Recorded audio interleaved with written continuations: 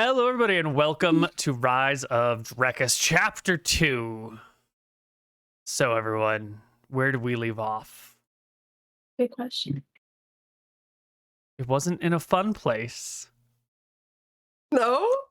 No? Well, What maybe it was? I seem to recall there was a storm. Oh. Was Yeah? there? it was a cave. And there was a And cave. I was climbing a rope We're with climbing my a rope. big halfling feet. And I Mhm. got to the top. And I And saw you- something. Peered out, Bum, and you bum, saw bum, an bum. ancient keep. That's scary. Yes. Yeah. And I think you then descended the rope back to What talk is an to the people. ancient keep? Can you, like...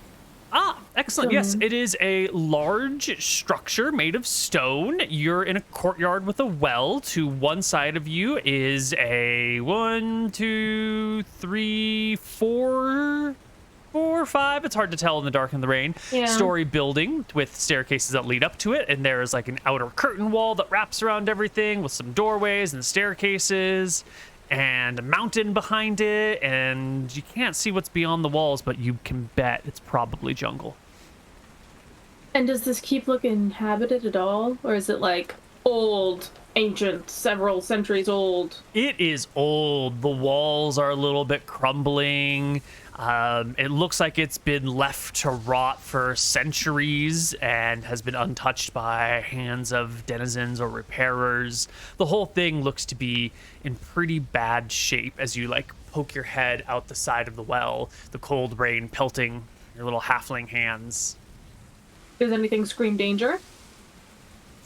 I don't know. The rain and the elemental and the magical mushrooms that were guiding you somewhere all kind of scream danger.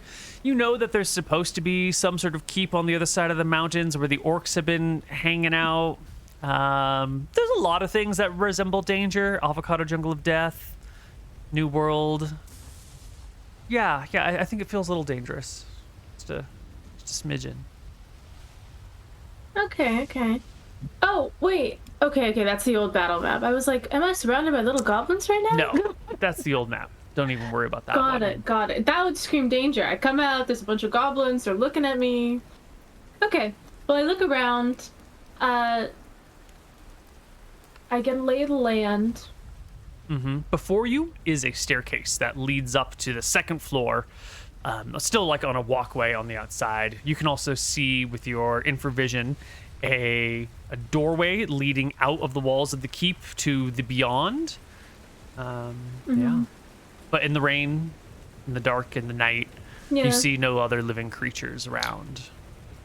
I'm going to descend the rope back to my party, and I'm going to say, all right, I went up there and there's a keep. A very old, ancient-looking keep. How was the water up there, though? It wasn't, like, flooding, like, down where it was. It's not flooding up there, because then it'd No. be Yeah. pummeling rain down. It's raining. It's raining heavily, but it's not like standing water. I mean, maybe Okay. some puddles, probably. You know. Yeah. Normal rain. Intense rain. It's an but normal. ancient keep up there. It looks like it could be safe. It could not be safe. Hard to tell, but I didn't get, well... I mean, everything's dangerous, ain't it? But I didn't get any sort of, like, this thing was gonna kill us specifically. If this is where the mushrooms are leading us, I don't know. Do you want to go deeper? Vincent, is there a possibility that this is Fort Kachuma? You're the mapper here. Yeah, I'll refer to where we last were and think about if that was possible. I suppose, yes. This is in the right direction. Fort Kachuma. What's the... It's the place of the orcs. Oh. I didn't see any orcs. Looked real old. Real old. Also, I'm invisible from just having fought an earth elemental and almost dying. Yes. Well then, with any luck, maybe it is a place of safety. Or it could be Fort Kachuma, which could also be safe. We are guests to Fort Kachuma after all. Yeah, Okay, so here's the thing. If you are trying to, have a treaty with somebody, and before the official day of the treaty, you decide to go to somebody else's house and come in through their well, usually not so well perceived, if you know what I mean. They might think it's an ambush instead, or we're trying to skulk them out, If you're invited, usually you're coming through the front door and not through the back well. Oh my god, that's so true.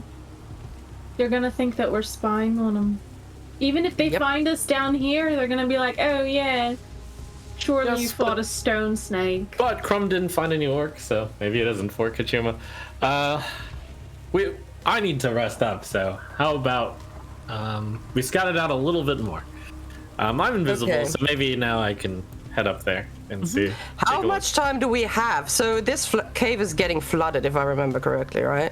Yes, the water in the cave is increasing. It appears that this is the drainage ditch for a large section of the mountain area, and the water is flowing down to this cave, and maybe it's backing up, or maybe the rainfall is just, swelling. But where is it? The halfling way, and then For human the way. halfling height, it's probably up near your hips by now. For the humans, Wow. it's down near their shins or knees.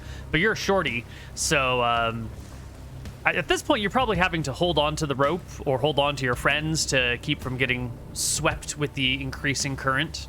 Got it. Then Crumb's gonna be like, I think we should go up there.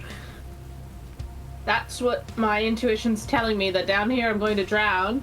Up there. Okay, we'll do it. We'll take it in parts. Vincent, I think you should go up first. Krob, I'll hold you. Okay, and if it gets too serious, you can go up next. I'm the least sneaky of all of us, so I will climb up last. Try to find a safe spot where we can possibly hide out. Sure.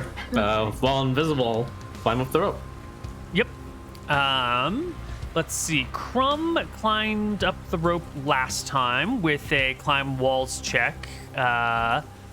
You have a rope and wall with you, so you're going to have a very similar thing. I forget the bonus that I gave her last time. I think it was 35% on top of your 40, so that should be like a 75%. The rope section itself is a little bit difficult. It's a wet rope, and it's kind of old, and at least in the beginning part, there's no wall to brace yourself against. It's just a straight rope for kind of a long distance. So give me a D100 and roll 75 or lower. Okay. And if you fail this, we'll have to find a more clever way to get you up.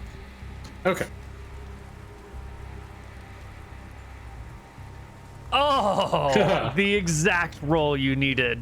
Yes, hand over hand, rope between your feet. You scamper and scurry up until you pop out of the well.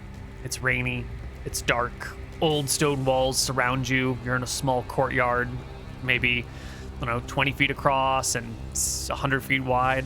Sort of a long rectangular courtyard. Phew, I barely made it up, and I start heading in one of the directions of the rectangle. Probably Yeah. one long way, I guess. Yeah, you can head down the long way and quickly see that there is, let me get to my next page over here, that there are just a couple of exits from here. There's some staircases that head down into another courtyard. There's a staircase that heads up to like a little balcony that then heads into the keep. There's a couple of storerooms. Does this place actually have a map? It does, but I don't want to show it quite yet. Okay, I'll go up towards the balcony, towards the keep. Excellent. You get up to the balcony.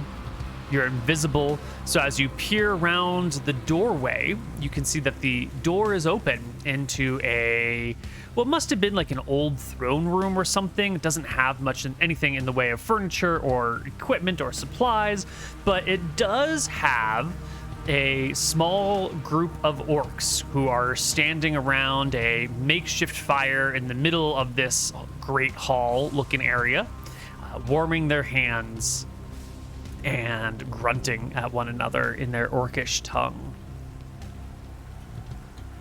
Okay. I will... Let me see. Can I get a semblance of how one would exit this keep from where I am? Yeah. absolutely. From the balcony, going downstairs to that like main courtyard, there was a doorway that went through one of that big curtain wall into another courtyard. And based on your experience hanging out in castles and courtyards, you've got a courtyard here. There might be one beyond.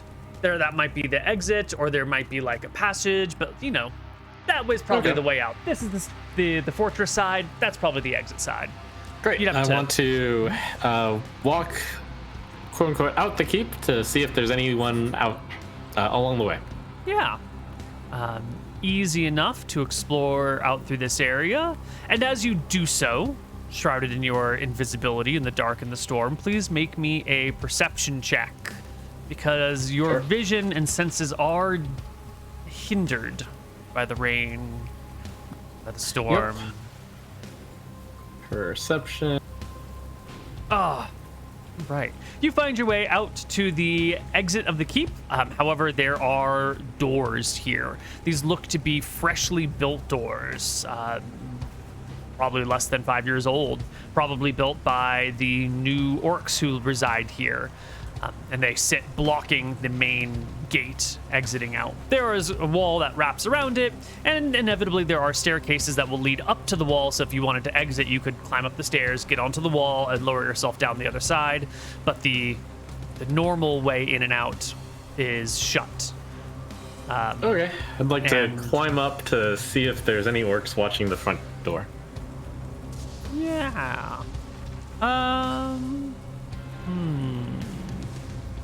Let's just see here which way would... Yeah, I think this is the most sensible route. La la la la la la la la. Yeah, you can climb on up. You can get to the wall, and you begin walking along the wall. The wall has a few covered areas, like the corner castles, and right over the gateway, the gatehouse itself has some covered areas that you'll have to poke in to see if there are any orcs. And sure enough, you will find a pair of orcs in the gatehouse towers. They seem to be just chilling, hanging out in the gatehouse. There's a little fire that they've got going, the light of which you couldn't see from the ground below because it's up a few floors, and there's not really any windows on the inside of the keep area. But sure enough, a pair of lovely green-skinned, tusked orcs hanging out. Okay. While I'm up here, I'll make a judgment call on how easy it would be to sneak out the keep from the front, I guess. Well, if you were gonna just lower yourself over the wall, it's pretty dark, it's pretty rainy. The orcs are definitely not, standing, looking out windows, guarding the keep. They seem to be more hanging out at the front gatehouse, killing time in the night while the storm rains. Would they notice if the door was opened? The gate is directly below them, so it would be a matter of noise. If you could open the gate quietly, with all the rain and the thunder going on, like, you might be able to open the gate without anyone noticing. Under normal dry daytime non-stormy conditions, they would notice 100%, no questions asked. But in this storm, you might be able to do it. And I make a judgment call on whether or not one could open the gate from outside. Like, is it something that you can open from the outside? No, there's like a big bar that's set across on the inside. It would probably take 2 people to lift it. I see. Maybe Okay. Maybe one strong person could do one side and then the other side, but generally it'd be a 2-person job. Got it. I will head back towards the well. Okay. You get back to the well, unseen by anyone. I'll call down, not shouting, but like just loud enough for them to hear me from the top. Mm-hmm. It's Fort Kachuma. There's orcs here. Okay, I'm having a look around myself. Where is Neal? So the mushrooms let us in here. Did they stop in the earth elemental cave, or are they still going? No, they've moved to the sides of the walls, and they've moved from like mushrooms to like more glowing lichen. And did they stop at the Earth Elemental Cave, or are they still going into this part of the where we're at right now? They continued up until this part, but they have gotten increasingly dimmer and less and more sparse. They do continue a little bit more down the tunnel, but they continue to get more and more sparse and dimmer and dimmer. How does it look further down the tunnel from here? More or less the same. Fairly wide, fairly tall, growing river of water. The walls are getting a little bit warm, but the water running across the ground is quite cold. Is it going up or downhill, or just Downhill. keeps just going steady downhill? Yes, into the bowels of the earth. We have diplomatic immunity here, I call down helpfully. I look at Vordren.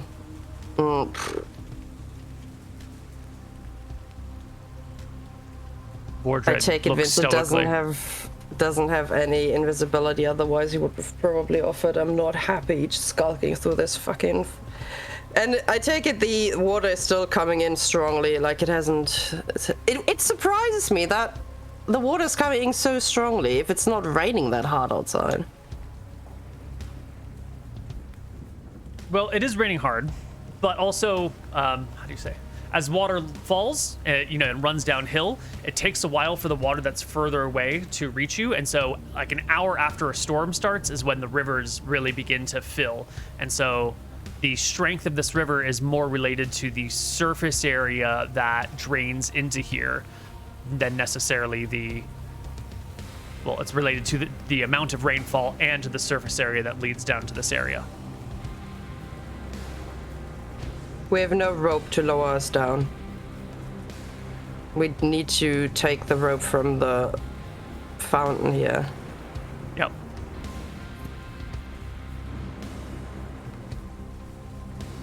The problem is, I if guess- either of you can't climb that rope, we've got to find another way. Might as well try if we're trying to get out of here, but one of you fails your check. It'll be That's easier fine. once we have... Well, it's easy now that I'm up here. I can help pull you up. I mean, I can't help pull you up, but if we get someone else up here, we can always pull you up. I can probably Okay. get up there and help you pull. You go first. And I think our plan should be to just go to the front Be gate quiet. and... We'll discuss it when we're up. Stop talking. Stop talking. I'll help Crumb up. Krob, you can climb up. You All passed right. your check last time. You don't need to make another one this time. You scamper up.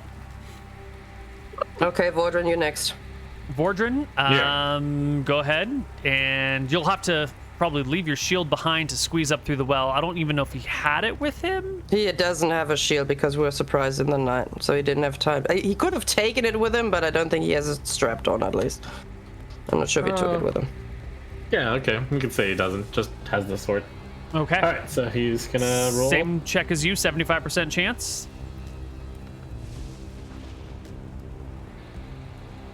But we want. Oof. Oh. Vordren struggles on the rope. Someone's going to need to pull the rope up from above with him. It would help if Elaine could scale. Yeah. That would make this an easy task. I guess I'll try. What do I roll? The same check? D100, 75 or lower. Or, yeah. Easy Okay. peasy. Elaine, you can scramble out, and between the three of you that are on the outside, you can just pull Vordren. You can brute force him up the well. It's got one of those little pulley things, so it's more of like a pulling down. And with the party I together, guess we'll. Yeah. We Vordren would can have put ride. Crumb on lookout to make sure that nobody Yeah. approaches in the meantime. It's fine. It's a stormy day. Or stormy night, I should say. No one's around. No one wants to be And we'll- outside. No one wants to get We'll wet. try to find a nook somewhere here in the courtyard where the rain doesn't pour too badly, so we can talk about it real quick, I guess. Yeah, I'll there's just a little- move somewhere with water. There's a little covered area. And I'm going to bring us to map. Let's get us... We've got Elaine and Vincent and Vordren. And I kind of want to block off part of this map. So give me just one moment to hide the things you're not supposed to see. Sure. As you get that right, I'll tell the party. I think we should just go to the front and let the orcs at the front gate know that we're here. Oh, but I don't think they're that's going to a bad take idea. that well. They're not Yeah, going to I take don't- that well. I don't think it's a good idea to go talk to the orcs when I have 7 HP and no armor and no shield. And none of us are armored at all whatsoever. I think that's a suicide mission. I think that's the perfect time to do so, because they can't really do anything to us since we are diplomats. They could kill us, We are they're not orcs. diplomats, Vincent. What are you talking about? Nobody of us, not a single person of us is a diplomat here. We are all just scrambling for it, and they will see how much we're scrambling if they see us in this state. Yeah, Neal, what is this? they know that attacking us will cause potentially an international incident with Drekis. Therefore, they can't act on us. That is a relic that should not exist on the map, but it's hard to customize pre-made maps. That doesn't exist. That's a Sally port that would Okay. exist in other situations, but does not exist in this one. It's a black hole. Got it. Fine, just don't touch it. I was like, another exit? Got it. Unfortunately not. So the route that you had explored, Vincent, was first up this staircase through this doorway right here that leads into the keep. This is where you saw some orcs in here hanging out near a fire. Then you came down to here, up here, and then onto the walls. And this rounded thing up here on the wall section above, I'll show you the higher up layer in a moment, is where the orcs on lookout are. And to see, it would look like this for you. How tall are the walls? The walls stand 25-ish feet tall. How long was the well? The well? More than 100 feet deep. Okay. What if we took the rope from the well, tied it where there are no guards watching, onto some sort of post, and then we got ourselves down instead of going through an obvious entrance? There's Yeah, no I like rope. that. We can just go off of a wall and exit. We'll have to find a sturdy rope. Or, yeah, no, I wouldn't be able to hold it because, look at the size of them. But we can find something sturdy to attach it to. But yeah. Sounds The like one- a good idea. The one thing I'm worried about is even if we make it outside and we start leaving, that they will spot us then. Oh, I mean, it's at that point that we can round about and go to the front gate and knock. That is a terrible idea. So let's assume we do not want to knock. I don't understand. This is a great place for us to rest up and heal up. We were planning Vincent, to meet you are here. I invite you very much to stay here and risk your life in this orc fortress if that is what you wish. I will fully support that. I'm not going in there. I have Was a it not full our village. plan to meet here in a few days? anyways? Yes, in a few days. I need to rest up. Look at me. I'm bleeding out of every pore. Yes. Vincent, are you out of your What mind? better place to rest than here? Every place is better. I'll stay down here in this cave to rest up. This is better. Have you lost your mind? We have an entire village of people that we need to protect, okay? Get some sense, man.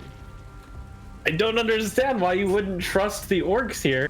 The orcs who so kindly parlayed with us. The orcs who invited us over here. I mean, if we go in here next week and they decide to kill us, it's the same thing. I think he's Well, it's not the suicidal. same thing because at least I can fight a few of them. Now I can't. Okay, well, how about this? I'll stay here. You come back for me in a week. I'm not coming back for you. If you're staying here, this is your decision and that's your fate. If you get yourself captured by a bunch of orc because you've lost your mind, that's How all am I your not answer. captured? Don't put me up in a nice guest room. No. We're giving them a hostage. We're not. If we come back and they try to use him as hostage, we say eat him. Go ahead. He made his bed. we're not dealing with that. We will ignore him if you get taken as a hostage. Now, if you're a friend to them and whatever, then good. But if they come and they say, we want $1 million, we say, Well, off the last table. time I checked, I was in charge here. If you have Yes. a problem with that, you can tell me right now. But we are leaving, and we're leaving together, and whoever decides to stay here is not my responsibility anymore. So I would, like, think about this really, really well. You'd rather risk us going out there into the jungle of death rather than this nice, safe fort. Yes. It's not safe.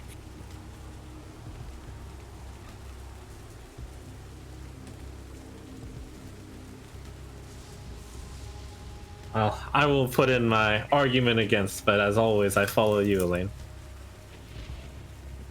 All right, then let's get up here.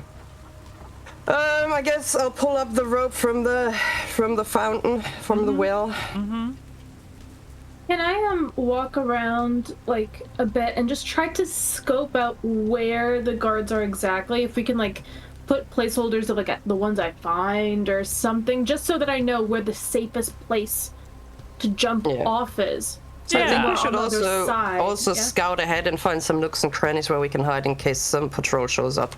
You know, like some place you can squeeze in if you know. Yeah. Right. Agreed. So, there are a pair of orcs residing in this building. Vincent will. He can't point it, but he can lift your finger and point you in that direction. And if Got you, as a halfling, were to scramble up onto one of these walls, you would see light pouring out of this little one window over here. Is there a window on the way out as well? Like a window that looks to the outside? Probably. You would have to get in the room to know for certain, but Got it. if it's defending the keep, there's probably windows that go out. it. Similarly, there are some orcs. Ooh, I don't know if I can show that. Inside this section over here. So I'm just going to put a little orc by the doorway so you can Got see. it. And those are the only orcs that you're aware of. However, this is a tall keep. It's possible that there are more orcs further up in the building, and maybe those orcs further up in the building are looking out. Maybe they're on the rooftops. Who knows? But there are multiple floors.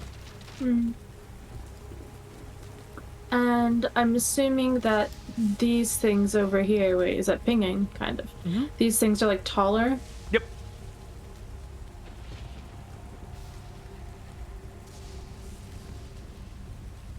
It might be a good idea to jump off like here or here, because I feel like this big black unknown could have a lot of orcs watching from like a high distance, right? We would have some cover from them behind these two things. Obviously, these two guys can see out, but we just don't know who's in here. Sorry for drawing so much. It's all good. Yeah, I like jumping off the. Yeah, Off I side there. agree.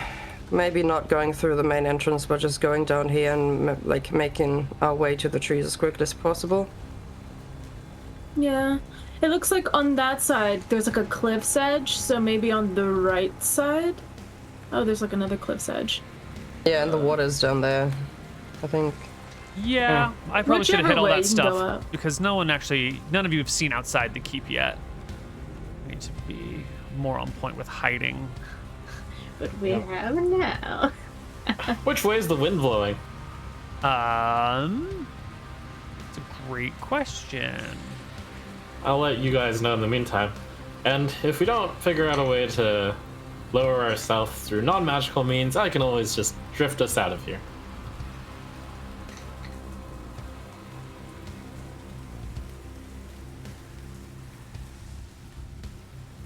The wind, you can see the branches make it look like the wind is blowing this way, the way the branches are moving when you look at them from the ground. It should be very trivial to just ride the wind on down to the southwest. Okay. Okay. Rope pulled up from the well. The party can slip through the walls, creep up this section, and make their way to the wall and throw themselves off or lower themselves off the other side. Do we want to go to the left or the right?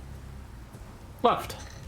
Okay. Left. And I think Vincent should, like, scout ahead when they come back, and then we'll do it together. I Okay. can scout ahead. Yeah, but you're not invisible. True. Well, it's easy enough to bring the rope over there, to attach it, and to lower it. No cries of orcs or monsters or anyone spotting you can be heard or seen. Vincent can lower himself down first and begin to explore the jungle. However, the problem that you have with this, Vincent, is it's the middle of the night and it's the middle of the dark in a rainstorm and you can't see shit. The only time you can see anything is when, like, lightning is flashing. The only way you were able to get to that cave, that tunnel underground, was because your way was lit by these strange mushrooms and lichen. And as you get to the other side of the wall and begin to poke around, it becomes pretty obvious that you're going to be moving at a pace of, like 10 feet a minute as you wait for lightning to show you where you can walk, and then walk, and then wait for lightning, and then walk. Yeah, I only take pretty much 1 minute doing that, and then I come back and I call back. Scouting isn't very helpful here. We better just come down. Not too late to enjoy Not too late to enjoy the keep.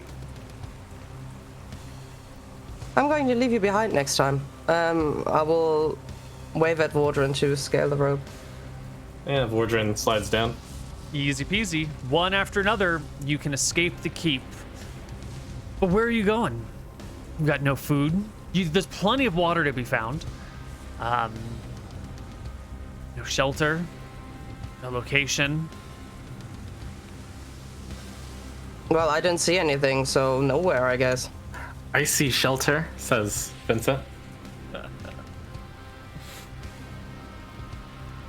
Well, I'll take the lead. I'll tell the others to hold on to each other. yes, And- the good news, or the bad news, is we can't see very much, but the good news is that they can't see very much either. Well, they see more than you guys. They see as much as I do. Oh, night vision. Yeah. Fuck. So I'll try to lead as well as I can away from the keep. Okay. If the only desired direction is away from the keep, then you can do that. You'll find that there is a river nearby, swollen, its banks overflowed, and you can go along the river because one Can we go direction is... uphill, like wherever, Yeah. not down, but up the river? Okay.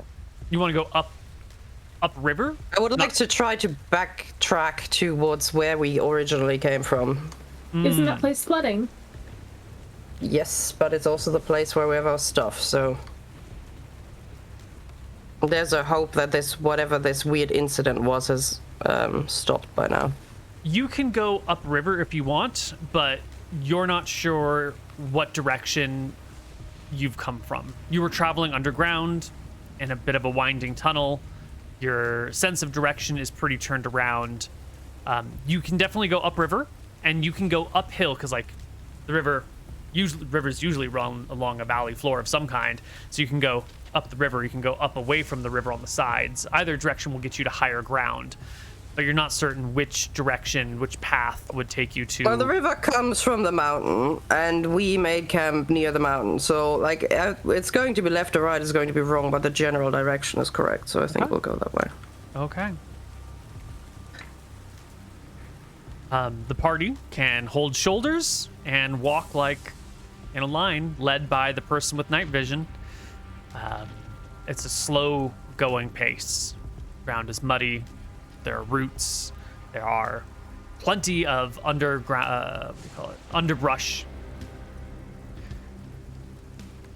I don't think there's much else to do other than to wander in the rain and in the night until the day breaks or the rain stops. Right? Is there anything else? Nope. Okay. Nope. Just going.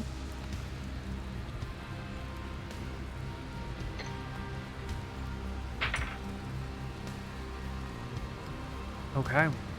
You can travel this way through the night. as far as you can. I would like everybody in the party to make me a constitution check. It's been a hell of a night, and traveling in these conditions is tough. Let's see, Elaine, you can travel forever.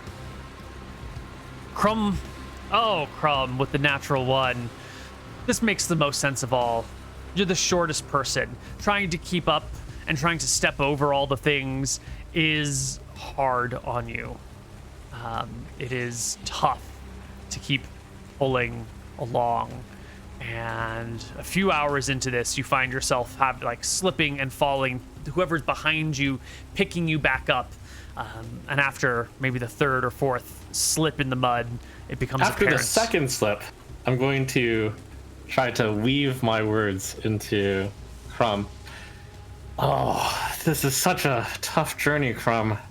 Wouldn't you like to rest in a keep? You mean die? No. No, I would not like to die again. No, I don't think we'll die there. I think we'll be welcomed in. We'll have nice beds. We'll get to eat food. I'm gonna pat him on the shoulder and say, I wish I was smoking what you are. Vincent looks at Vordrin. Am I the only sane one here? Vordrin just grunts non-committally. When you have your own companion, you can just ask for it, Raven. He's like, am I right? He's like, yes, you're so right, Vincent. Yeah. Vincent, you're so smart and you're so handsome. You're so smart. Look at the muscles. Oh my god.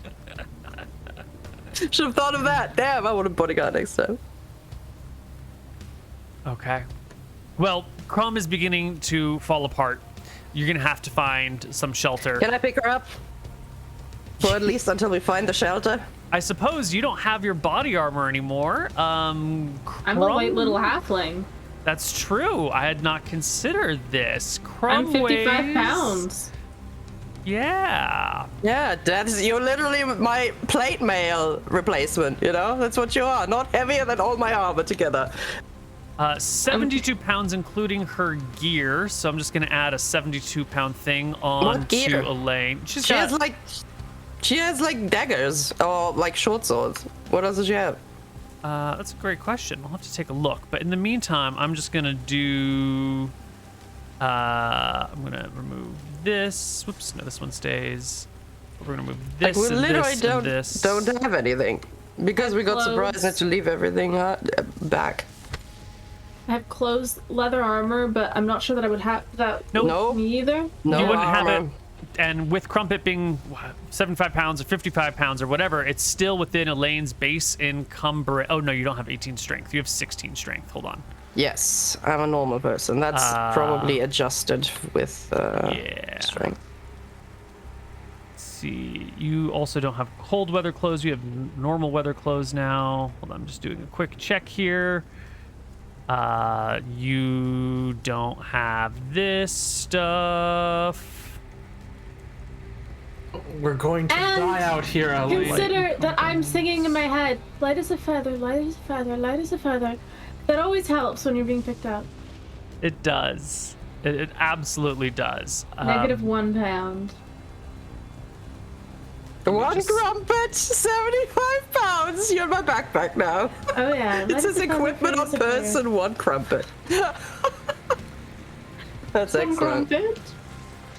Crumpet has her clothes, her short swords, her sling, her water skin and vial of acid. I'm willing to take off my clothes if I have to. Like, it's You fine. can keep on your clothes.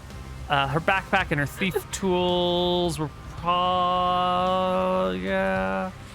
Yep, so she weighs 72 pounds right now. That puts you at light encumbrance, Elaine, which is fine. You're already having to walk slowly in the rain, so you can just hoist Crumpet over your shoulder in lieu of your armor and shield and make yourself lead the party through the night.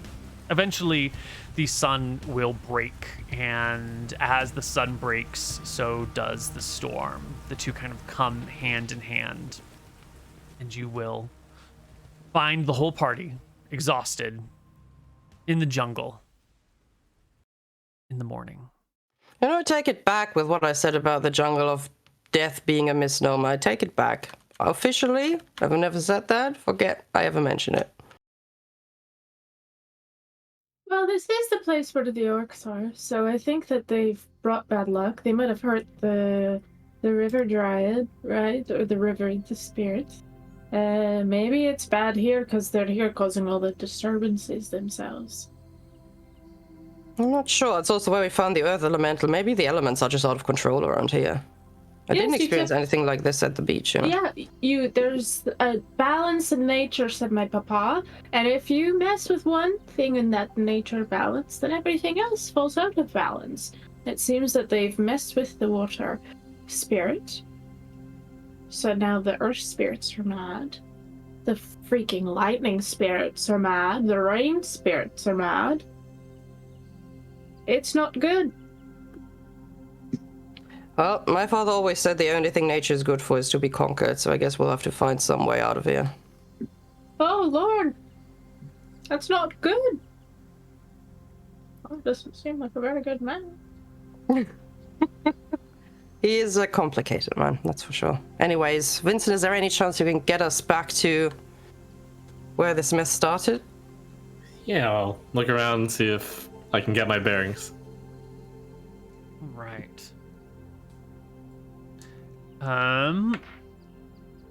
This is definitely a new perspective and a new angle, but you are a cartographer, and part of your job is being able to find distinctive landmarks and use that to triangulate locations. Give me a cartography check. Okay. Oh my god, natural 20. Look at that! Of course he Hell knows yeah. where he is! Oh Yes. boy! You recognize a similar mountain peak. Exactly. You can Big. see it from where you camped the previous night. In theory, it should take you maybe a day or so of hiking through the jungle to get back to that location, since you don't know exactly how to get there or exactly where it is. You might have to climb up something and then down something and then up something else nearby it. But probably in the next 24 to 48 hours, you could get yourselves back there. To the place that you left. Great. And then in the immediate vicinity, I want to see if there's a good place to rest up for the day. Well, there's no, like, natural caves or shelters, but you can find a rocky area and do your best to wipe away what water there is and sit down on the rocky area so you won't be quite so damp. Not that it really matters because you're all completely soaked to the bone, but and shivering and cold. Yeah. Well, I say Crumb needs to rest up. let's rest here at the rocky area. Oh, no, I'm all right. Don't worry about me. I'm Okay, it was me. I need to rest. It's fine. Rest. It's fine. I'll say it's fine. We're not making it back today, are we? Anyways, if we're pushing for it, No, it'll be 1 or 2 days. it's okay. We can figure it out. We'll need our strength. Who knows if we get ambushed by these green goblins as they're raising an eyebrow again? Then we'll need our strength for that. Let's take a break. All right. And with that, we'll take a break and we'll come back on the other side with a little more Rise of Drekis. Catch you.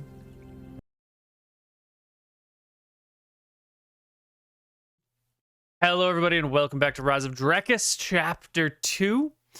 Our party is in the relative warm sunshine after a long and hard night of a sudden disastrous downpour. Now, how did we get into this position? Elaine, why was it raining? Record scratch. You might wonder how I got myself here.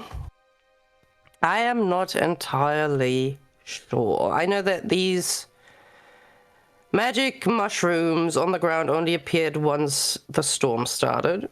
I feel like the storm was very much out of character for the area. I mean, we've stayed like at the beach for a while, and it's never stormed that badly there, as far as I can remember.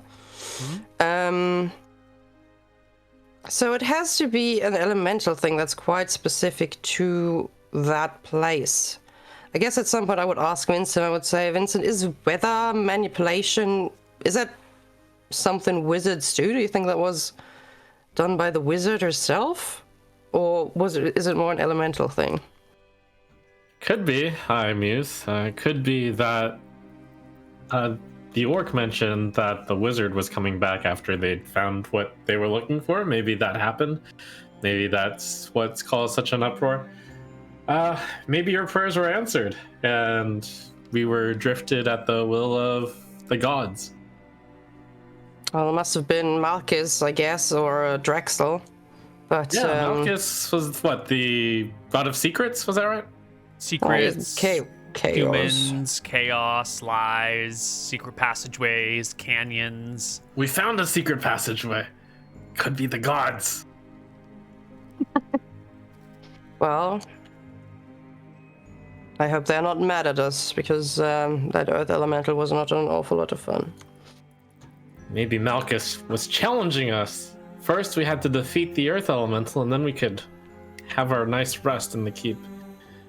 But you're someone who makes their own path, of course.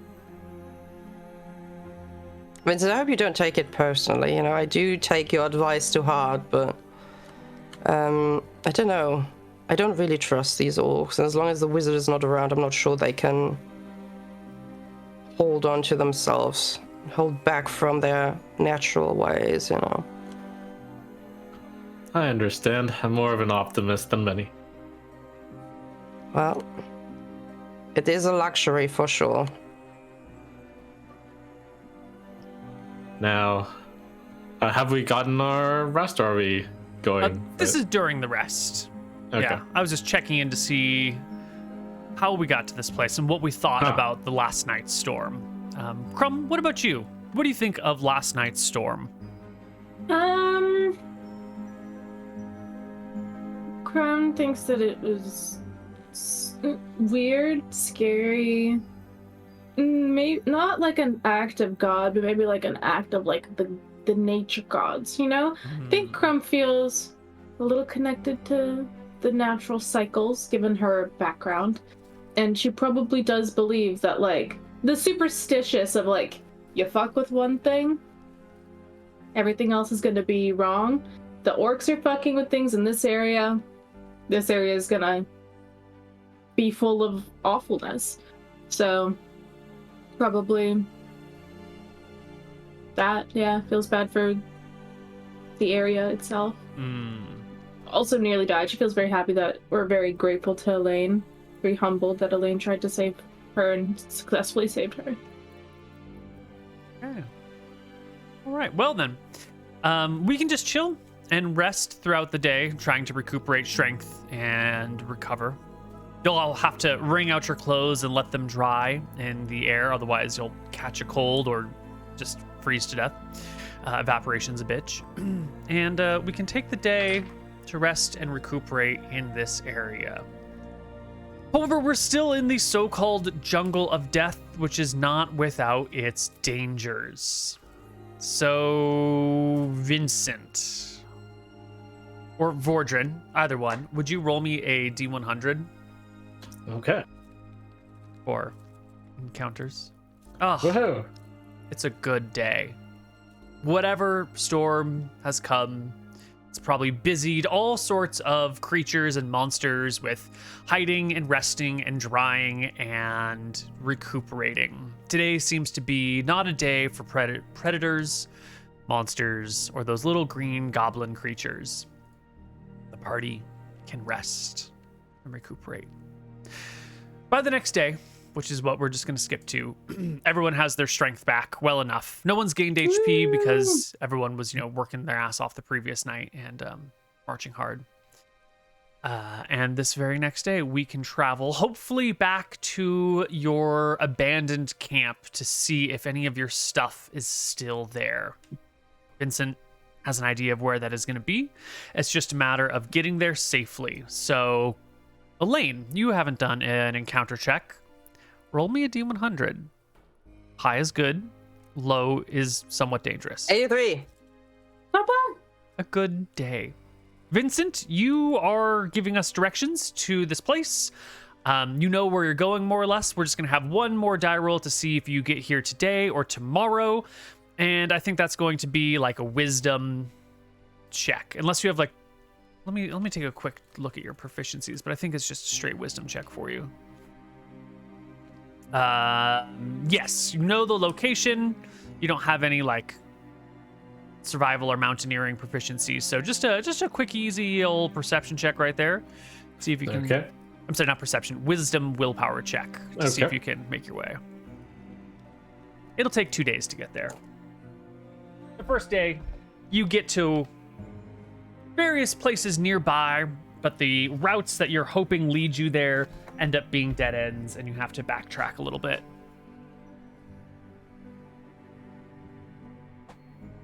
But tomorrow certainly you should get there.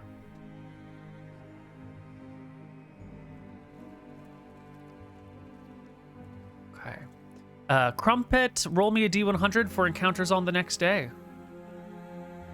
High is good. High is good, low is bad. That is good enough. Woo.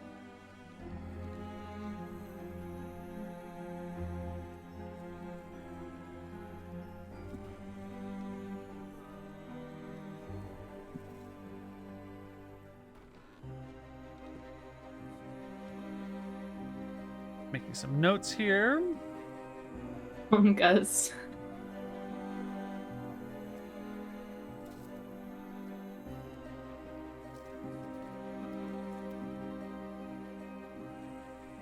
All right. You will find your way back to your camp where you had been oh so long ago, where you had been attacked by those goblin creatures in the middle of the night who aren't quite goblins but are kind of ugly enough to be related to goblins.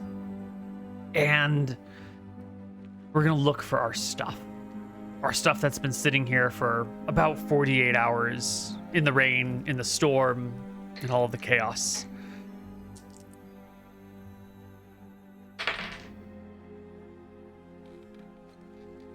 We look around, and you can find some segments of stuff like someone's bedroll got washed down the hill and wrapped around a tree, and then some other brush came and wrapped around it. And so, like, the bedroll is unfurled and stuck in this mess of mud and debris, but it's so, like, soaked and caked with things that the bedroll is worthless. You wouldn't, it's probably weighs 5 times as much as it does normally, and it won't provide nearly as much comfort, and it's going to rot now that it's covered with mud and dirt and fungal spores and stuff. The plate mail is heavy. It's not going to wash away as easily, but you don't see it here. Now, maybe that's because it did wash away. Maybe it's actually kind of nearby, but it's just covered in mud, and so it's lost from viewpoint. Maybe those Tossaloi little creatures came back, found it, and took it for themselves. But you can't... Are there any tracks in the mud? I mean, if they took it for themselves, I assume they're not strong enough to carry it. They would have had to drag it, I assume. Yeah, either drag it or multiple creatures carry it together or something like that. But yes, there are tracks in the mud. There are footprints all over your camp. Lovely. Small, little goblinoid feet. That's good. It's hard to judge. Unless anyone has a tracking proficiency, you can't quite tell how many there are. Maybe this is the tracks of 5 who wandered all over the place. Maybe it's 30 who came here en masse. It's probably not one. Did they also take my chain limbs? Are those also gone? Yes. The only thing from your camp that is easy to find is one bedroll that has been washed down the hill and is now caked in mud. But all the other stuff that was left behind is gone. Okay, I want to take the track down the hill and see if I can find my shield anywhere. Okay. Maybe it was too heavy for them and they said, I give up. Give me... Fordrin's shield should also be around somewhere. Mm-hmm.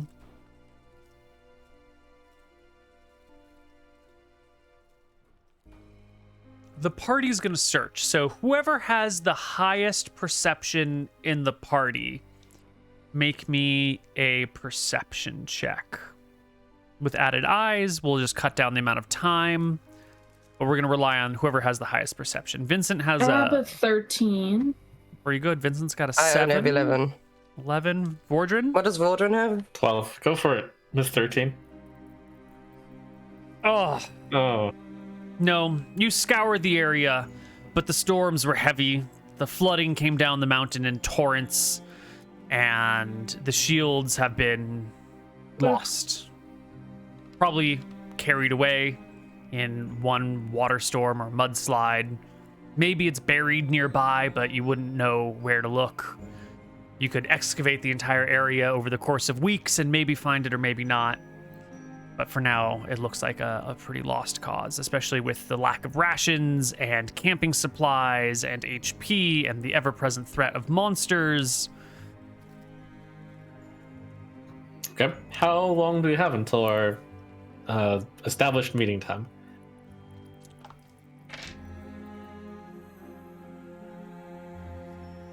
What day was our established meeting going to take place? I don't think I wrote that On down. the first. On the 1st? Yep. We have like 2 days.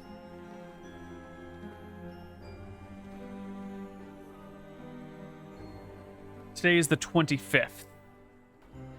So you got a few days to get back home. It should take a few days to get back home. We were meeting at their keep, right?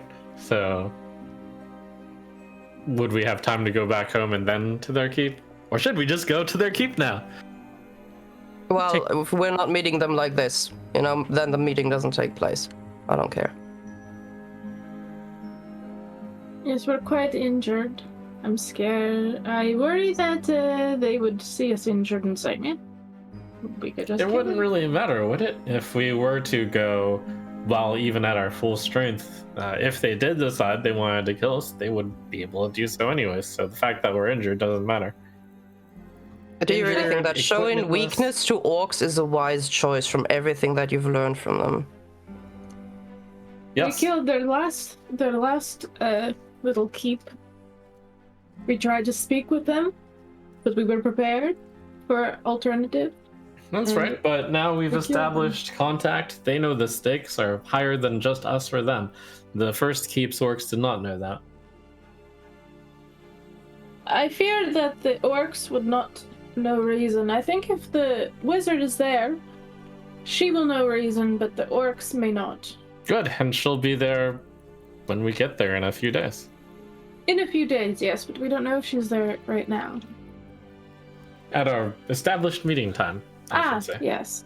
Yes.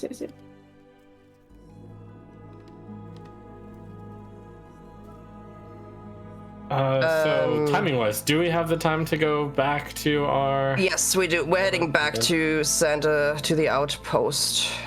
If we can't find anything here, we're going back there. I don't think we can track down the goblins. I don't think we have time for that, but we can go back to the outpost. Okay, and I think we were doing that through the orc-watched side outpost, or the mountain pass. No, we're going... I don't think so, can we? We have to, otherwise it'll take... Can you maybe a show us the week. map, Neal, please? Yeah, let's come back to the map.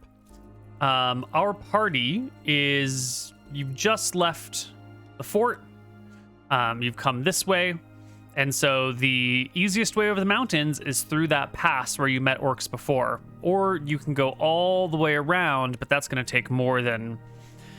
Well, that'll take probably 5 days or so, maybe 6 days. Whereas this would take 2 days. It is up to you, Mrs. Pentolin. Not sure.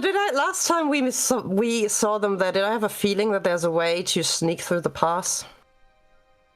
Your memory of the pass looks something like this, where there is this is not paved, it's just dirt. There is a clear, easy route through the mountains that everyone travels, and they were guarding it at that time. In theory, a small group of people might just be able to scramble up any old part of the mountain, but that would involve like climbing cliffs, and that would also run the possibility of someone failing a climbing check and falling to their death. So you could go around, but it's not safe.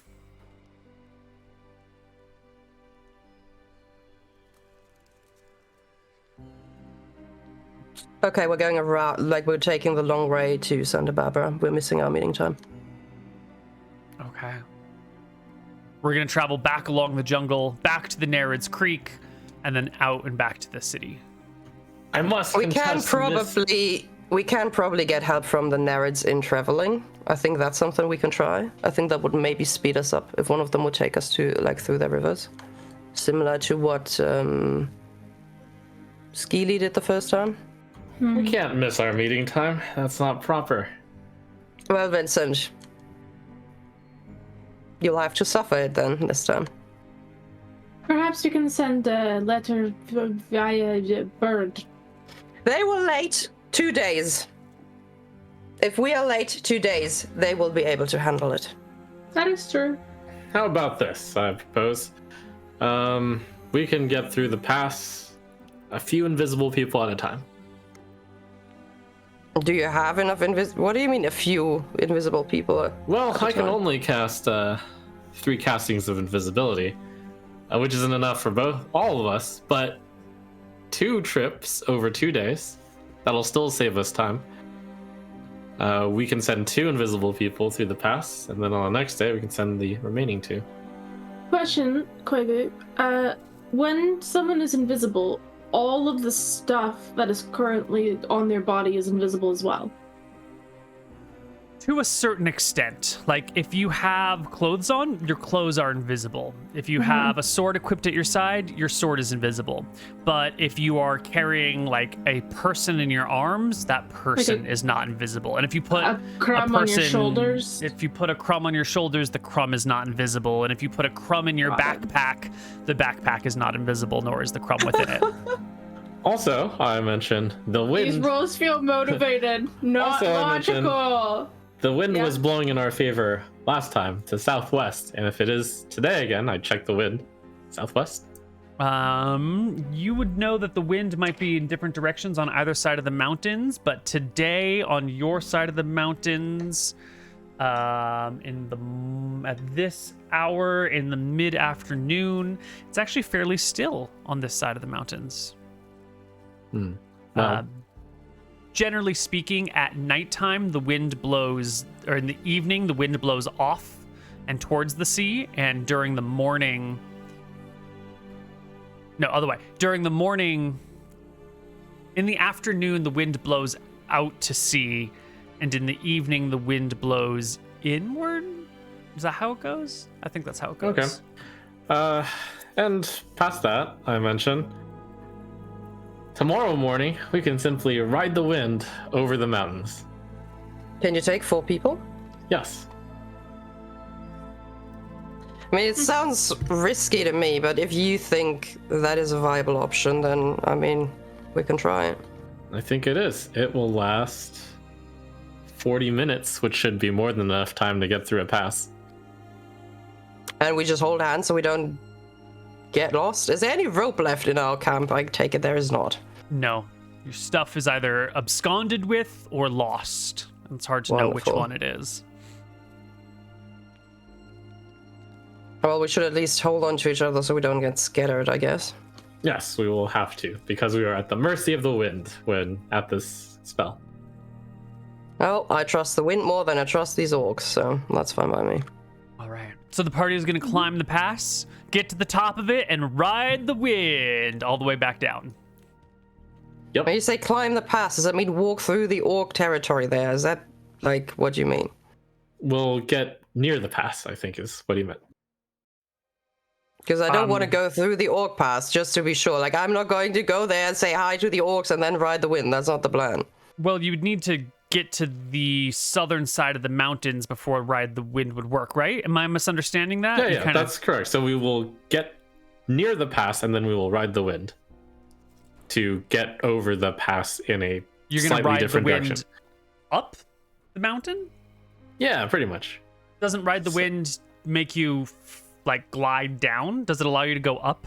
It allows you to go up. Affected, here, let me paste this. Affected creatures can control their altitude by rising or descending at a movement rate of 12, but are at the mercy of the wind for speed and direction. So the way You can ascend then, and descend, right? Yes. I think, however, it needs to follow the wind. So if the wind is ascending, then we'll be fine. No, if it says can control the altitude by rising or descending, then you can control it. Oh, I You see. just So have to we're go just by, like, right? east, yeah, west. and then we can go Yeah, up or down. exactly. If the wind's Yeah, I think- towards the sea, we can go up by rising. I'm assuming that, like, we have to go the speed of the wind. So let's say you start riding the wind, and you're coming up upon, like, a cliff face. You can only go up a certain amount of meters. So theoretically, you could bonk into the cliff if you're not, like, calculating it right. Yes. But I'm sure that we will calculate it perfectly. Okay, you can rise or descend at a movement rate of 12. So as long as the wind is blowing up and over the mountains, you're good, right? But if the wind is not blowing up and over the mountains, then you can't ride the wind in that direction. I don't think up is necessary. It's just the direction of the wind matters. Mm-hmm. Right, but that would mean, it would have to be blowing generally southward for this to work. That's right. Okay. I'm not sure we're light enough to do that, actually. Each weighing 400 pounds or less. I think we're fine. It says 100 per level of the level. caster. He's 4th level, Okay. so each of you has to weigh less than 400 pounds. Which is perfect. Is that how it works? Okay. Yeah. That's right. The second sentence of the penultimate paragraph. Yeah, when it says each subject, I thought it means like each subject that you try to get over together, but I guess each means each individual subject. Yeah, the next Less sentence than says, thus 400. a 6th Okay. level wizard could affect six creatures, each weighing 600 pounds. Wow. All right. Yep. All A right, baby elephant. to the mountains we go, and go we shall. We've already rolled our encounter check for today. No big deal. We've got cartography on our side. We get to the mountain and we begin to ascend. Crumpet, would you make me another perception check, please? Yes, of course. Don't worry about it. It's all good. Wonderful. You're good. It's fine. Everything is fine. It's fine. Vincent rolled a natural 20 on his last cartography check. You can find the pass without issue. You can begin to ascend it. When would you like to stop ascending the pass? When we're past it, and when we're on the other side, Okay. and then we can begin our descent to get to the pass. Past the place where the orcs were watching. Yeah. Well, you climb the various switchbacks and routes until you can see that you are near the cresting of the mountaintop. This would be the spot over which you could pass through. This would be the pass itself is coming up before you. Up here, the wind is very slow. It's very gentle, and it is running sort of gently to the east direction, sort of due east. Very slowly, very gently right now. But you're still on the north side of the mountains. But you can see this is it. We are approaching the peak. We are approaching the pass where once upon a time there were orcs watching it. But who knows if they're still there? Who knows if they have a little camp and they can wait out the storm, if they fled the storm, or if they all died in the storm, or if they waited out the storm and then left, or if the whole orcish army is already in Santa Barbara and it's too late. There's no way to know. Okay. Well, nothing to do except wait until the wind shifts south, I mentioned to the party, and I begin Well- waiting.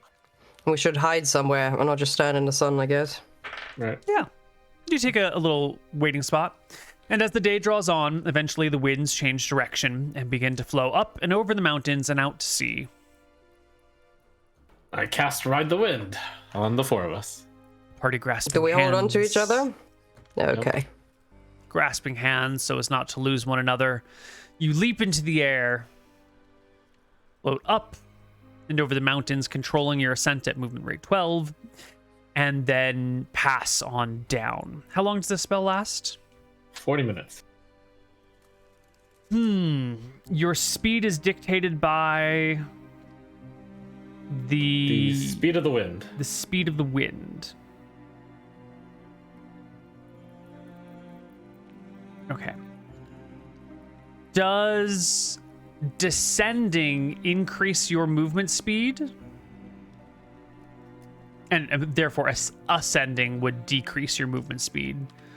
Or... I don't think so. It's just no? at the movement rate of the wind south. Okay. I find the wording is kind of weird. I feel like if you go up or down, it's 12, but if you're going forward, then it's the wind. Yep. I think it's more of like, you know, you can always go up or down at 12 and you're constantly moving in the direction of the wind. Yeah, that's what I mean. And that the speed, that's, you know, how fast the wind goes in that sense, like forward. Okay. Well, at this rate, you can get about 8 miles down the mountain before your spell will expire. And I think that means you stay as close to the ground as possible after the first half hour, because the exact timing of when the spell is going to end is a little bit unknown, and you don't want to be 50 feet in the air when the spell expires. So you glide, you float, you make your way almost halfway to the outpost again before the spell expires in the evening. And you are now somewhere in the... I don't know, that weird zone between Goleta and Santa Barbara. You know, like Hollister. We're in Hollister, okay. Is it dark? Does it smell like perfume? Oh, okay. Hollister's the name of a street. I'm sorry. All right, that's fine. I thought They're we shirtless were men. going shopping. Yeah. There's no Yeah. reason that you would know any of these things, but... Yeah. Huzzah, we did it! Just a day's travel back to Santa Barbara. Excellent. Good job, Vincent. That was a little bit out of my comfort zone, but I guess, you know, the things we do. Okay. Well, it's late by this time. They're still at least 8 miles from home. Once more, time to rest in the wilds. And no, we've already rolled our encounter check for today. We will go to the next day. We'll make our last 8 miles back home.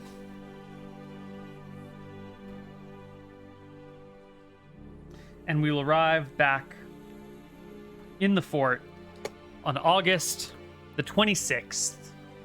Safe and sound.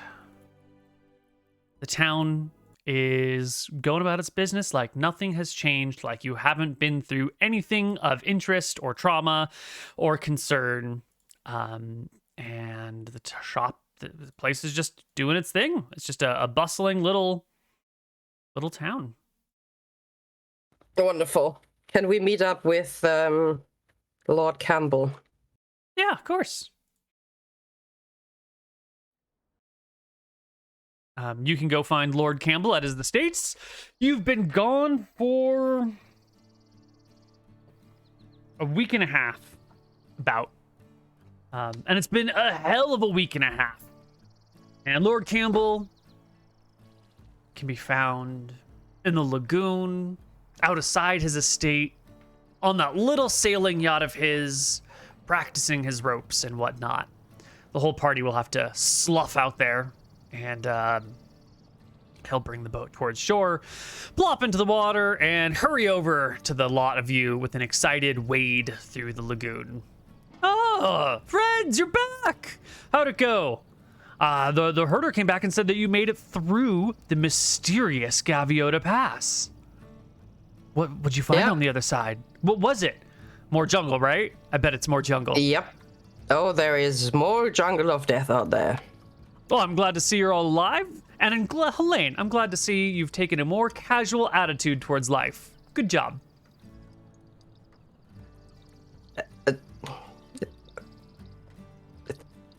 What makes him All think right. that you're taking a more casual? She's Because not I'm wearing not her wearing my armor and armor. shield. Yeah. Yeah.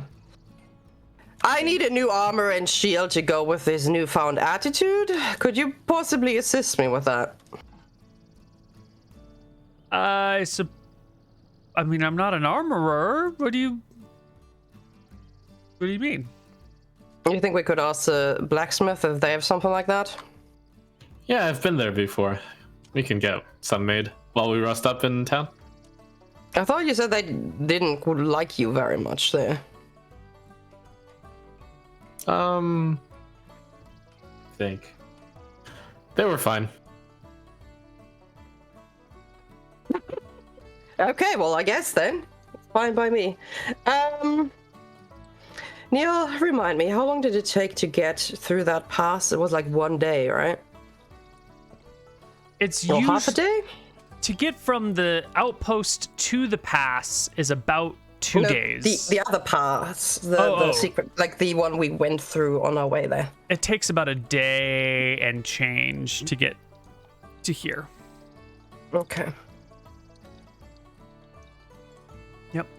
How many days do we get to rest before we head to Fort Kachuma if we were trying to hit our meeting time day? You'd sleep tonight and leave tomorrow. Okay. Well then, sounds like we get a day to rest. We might be able to get some shields and maybe our armor, if they have them available in the armor, in the blacksmith. And then, let's enjoy our day's rest. Yeah. Well, a couple of things right off the bat. The blacksmith has no armor for sale. They don't make armor, they don't sell armor. There's never been a need to make or sell armor here. They will do repairs on existing armor. Now, you do have a series of spearmen and bowmen with you who do come with chainmail and shields, which Elaine could easily appropriate for herself. Not an issue. There's leather armor left over from the previous people who have been here, if you want that instead, but, you know, chainmail's a little bit better. So that's what the situation is for armor. You could just... So I guess we'll just go back to the fort and equip ourselves there and then rest up there. Great. Easy There's peasy. leather armor here? Yeah. And do I have to do anything bad for it? No. Okay, then I'll... You could if you want. I will tell you, Krob, you know, these are my people. You can take their armor, that is fine. Ah, Don't take their valuables or family jewels, okay, but if you want the armor, I will allow it. Yeah. thank you. And you can I'll take her. re-equip with any lost daggers or bows or slings or arrows or bullets or whatever. You can, all those things are available in the keep, which has plenty of supplies for the party. So, good job, Wonderful. everybody. I still think the music is still a tad too happy for what we're going through, but that's okay. But relative to what it was before, this is happy times, right? Yeah. All right. restocking. Okay. Happy Okay. to. Did you just put the quiver back on my sheet, Neal? I did reassign gear to you, Oh yes. my god. You don't have to keep What am I it. getting? What am I getting? Oh, I'm keeping it. Okay, I'm keeping it. I'm taking a shield. I assume I can fight one. Yes. What there am I are- getting for armor? Chainmail. You're going to take it off one of your spearmen. Or archers. Your call. All right. I'll take Fordrin it would off. also like one chainmail. Vordrin can have one chainmail off of one of his... Is one chainmail chain limbs plus chain mail, or what? Is it just chainmail? Like, what am I wearing? You're wearing chain limbs and chain... I don't know. It's AC 5 and it weighs like 40 pounds. All right. One sad replacement mail. Hey, I do not like being referred to that way. Thank you very much. What did you say it weighed again? My bad. 45 pounds. 45 pounds. Value absolutely nothing. I'm kidding. Okay. All right. Does it calculate that? Probably not.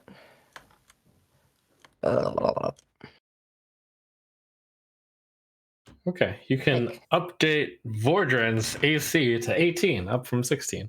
I will do so.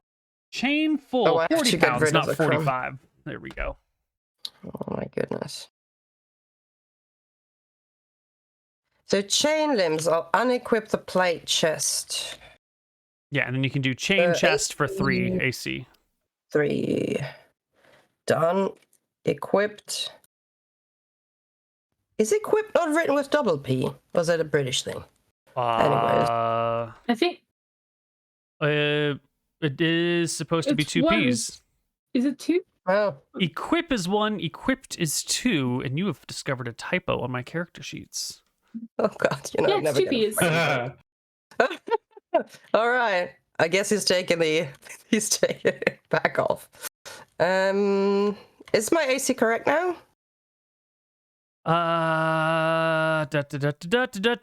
Yes. Wait.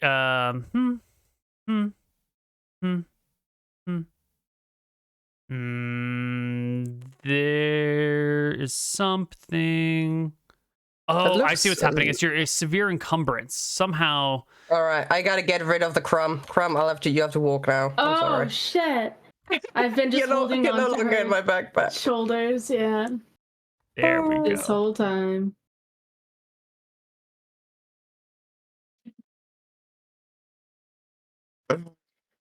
One Just crumb. leave her on the sheet just in case we need it ever again, okay? Yes, just in case you need to re-equip the crumb. re-equip the crumb. Wow, you've literally added sad replacement mail to your character sheet. Whoops, not 470, but just 40. There you go.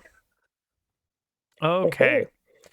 Easy peasy. And I'm going to update. Let me just make sure that this is appropriately showing on your other tabs. Do I have to do anything now that I have leather armor? No. I'm I going had to before. Yeah, I'm going to update your character sheet and make sure it's all showing correctly. Yes. All perfect. And Vordrin, combat, chain. Oh, yeah, Vordrin, you already had chainmail to begin with, so you are good. You're perfect. I put it on there. He used to have leather armor. Ah, well then, So- Vordrin, you've got better armor. Congratulations, Yay. sir. What, you used to have leather armor? You're very stingy with your bodyguard. Yeah. Yeah, okay. Okay. Well, party. Oh, that's right. I was going to turn on the more appropriate music, right? The music that resonates with Elaine's heart. Yes, that's what we're looking for. Is it the sound of silence? I like to imagine. I like to imagine that once the storm subsided and all the orcs, kind of went out back into their keep, that they were like, "Oh, the fuck happened to our well?" And then they saw a 100-foot rope going down. They're like, "Oh." Yeah, the What rope that you had happened? tied to the wall and lowered over the other side. Yeah. Oh, we forgot to Hopefully, take that back, didn't we? I mean, I don't think we could have. yeah, someone would have had to jump down, and that wasn't Yeah. discussed. And so, yes, there is a strange rope that used to be their well rope that is just dangling off Yeah. the side of their keep. I mean, try to prove it was us. Good luck. Yeah. But There's a bunch of wild green animals in this jungle, I mean, yeah, they I steal just like stuff to all the imagine their time. confusion, like, arr, arr, arr. Well, party. We've got some time to rest, yeah? Or are we setting out immediately? I think we have 1 day to rest to meet our meeting time. Huzzah. Okay, we rest tonight. August 27th, a Saturday.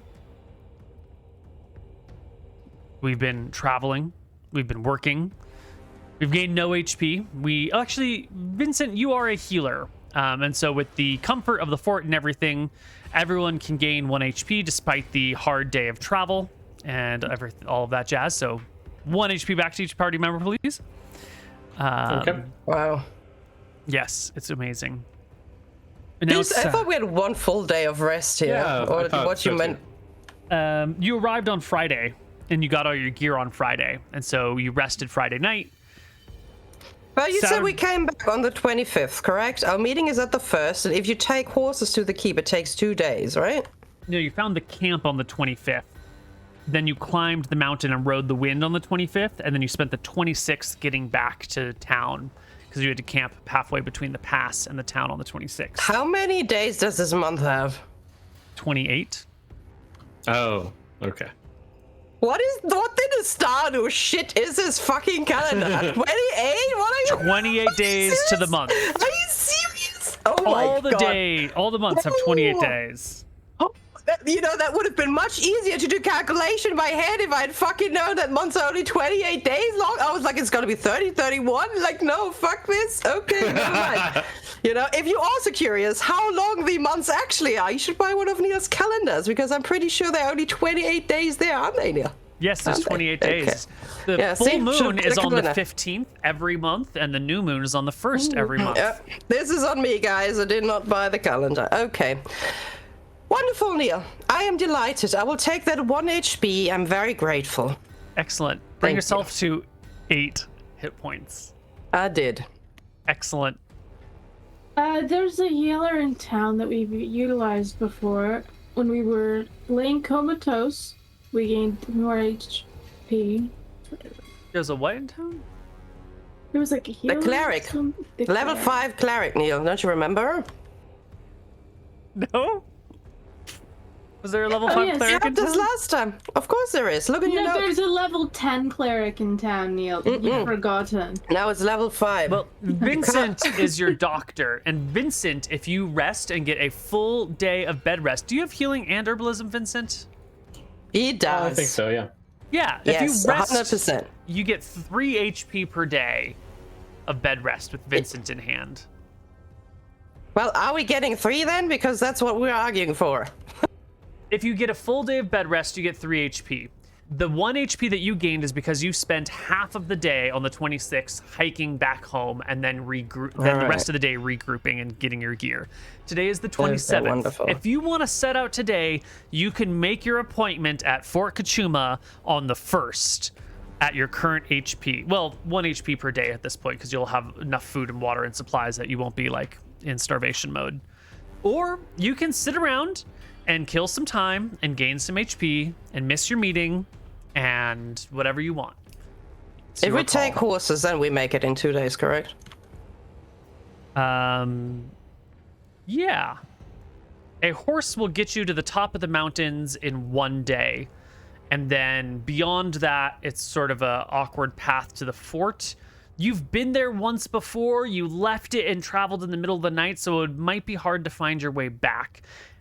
If you take a guide from town, one of the goblins that you have that have transported supplies up and over, they will let you know with horses, it's like a day and a half journey to the fort. You can easily get to the top of the mountains in 1 day. And then a half Great. day I from there. think that means we can take 1 more day of rest then. I agree. Okay. What if we have a cleric and Vincent looking over her? There are no clerics. What happened to the cleric? There was never a cleric. Faye is lying to you. Oh, it was never a cleric. There was never a cleric. That was all lies and manipulation. Elaine, how do you respond You know, he- to this? I don't know what he's talking about, to be honest. I thought that a cleric looked after us. That was No. Vincent. There was never a cleric. Oh my gosh, my eyes must have been like squinting. I was like, oh yeah, it's mommy. Yes. Yes. Oh my god. We're getting in 1 more day. We're getting in 1 more day. Everyone I'm gonna gained put 3 hit points. Okay. Vordrin, you're at full. 11. Crumb, Oh, wow. you're at full. I'm at full. Okay. Vincent, you're at a little more than half HP. Elaine, you're at a little more than a quarter of HP. Well, Well, it is now Friday, Sunday, August 28th. Last day of the month. Does anyone in this town have healing potions or? dude, we didn't get a single. Sorry, go ahead. What are these people doing with their fucking time? They are vibing on their yacht. They need to be They've working. been suffering. They've been suffering under a series of horrible rulers who have been exploiting the area and taking anything of value for themselves, And leaving the they've people with taken nothing. all the healing Suffer potions. and be productive at the same time. Yes. They're just sitting here floundering like, oh. They're going about their Hello? life. Their life is fine. They're doing great. I mean, they're doing okay. They're doing better now that you're around. Maybe this music is not the right. And they've got nothing to show for it.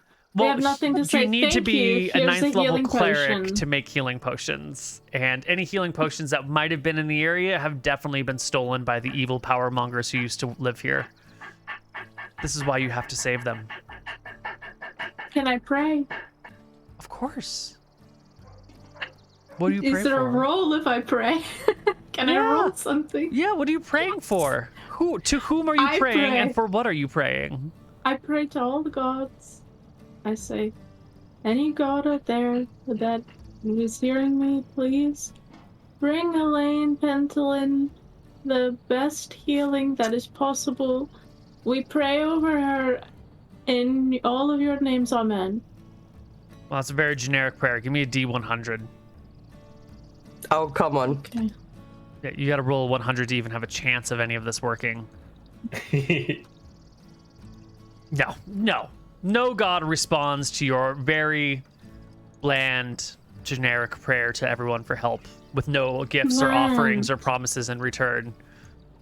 Oh, wait, would it be like a higher roll if I like promised something like my firstborn? Oh no, but you didn't. Oh shit. So I didn't know. yeah, Damn. yeah. I mean, you ever seen what's it called? Bruce Almighty. It's just easier to hit reply all, no all to your prayers. Well, that's okay, because, listen, praying was a 1 in 100 chance that something would happen. That's not fucking bad. The lottery has way worse odds. That's true. It was worth it. It was worth it. Super worth. As we're recovering, I'm going to write a long letter, and I'm going to close it up, and I will give it to Lord Campbell, and I'll say, could you safeguard this for me? Of course, it would be my pleasure.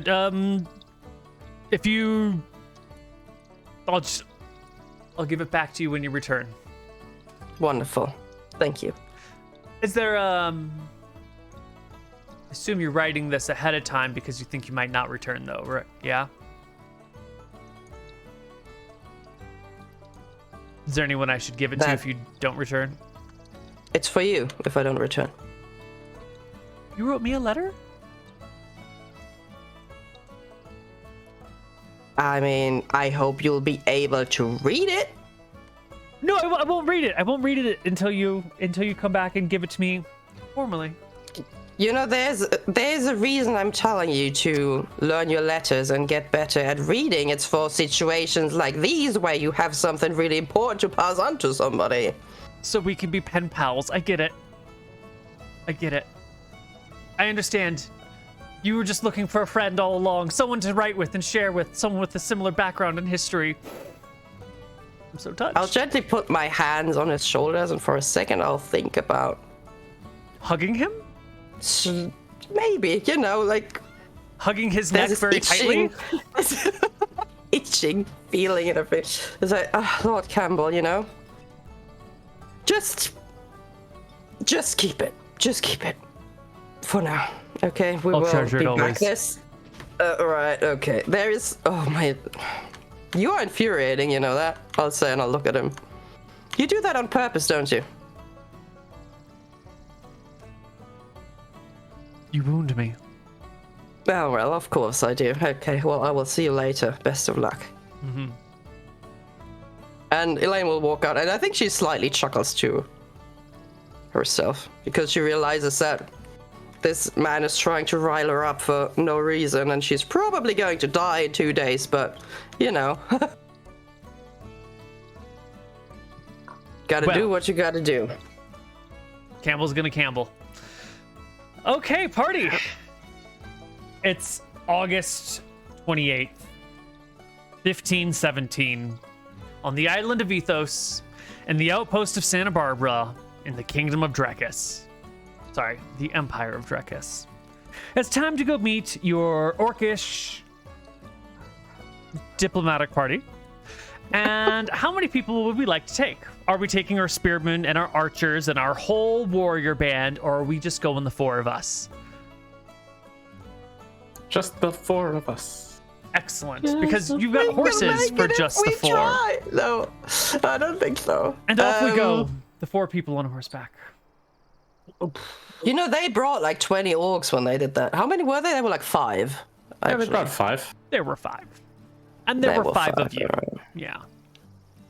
Yeah, and then we lost a goblin. Okay, moving on. We'll just go the 4 of us. It's okay. Nook Nook. It was Nook Nook, Neal. Yep. Yes. We'll get him back. Yep. Surely.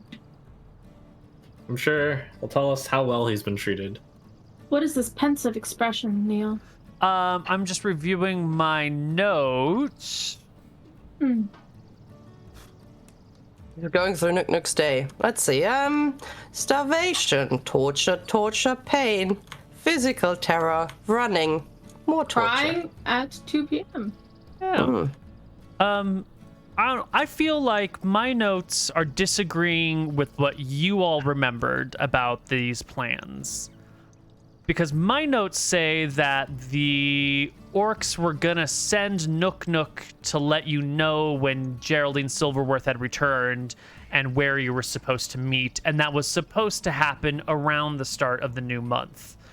Not that you were supposed to okay. meet in the castle. Well, I only have written down, like, meeting on the 1st of September. That's what I had. Yep. Your notes are probably right, Neal. Okay, cool. Amazing. Oh, that's great. Well, let's relax. Let's take our vacation that we need. I'll still leave the letter there. That's okay. Perfect. That can all still happen. All right. So I should probably have rolled for when this all happens. So where? I feel like we should at least inform Lord Campbell that a goblin is going to come into town with a message, you know, for us. Right. That'd be so funny if you captured Nook Nook. Nook Nook would be like, no, please! Let me go." Excellent. Excellent. And we're going to do a D something over here.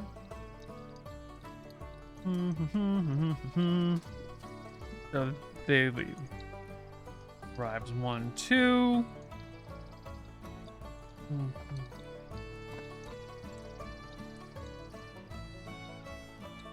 Okay, so you can pass Sunday the 28th and Monday the 1st, and on Tuesday the 2nd, Nook Nook the Goblin will arrive in town.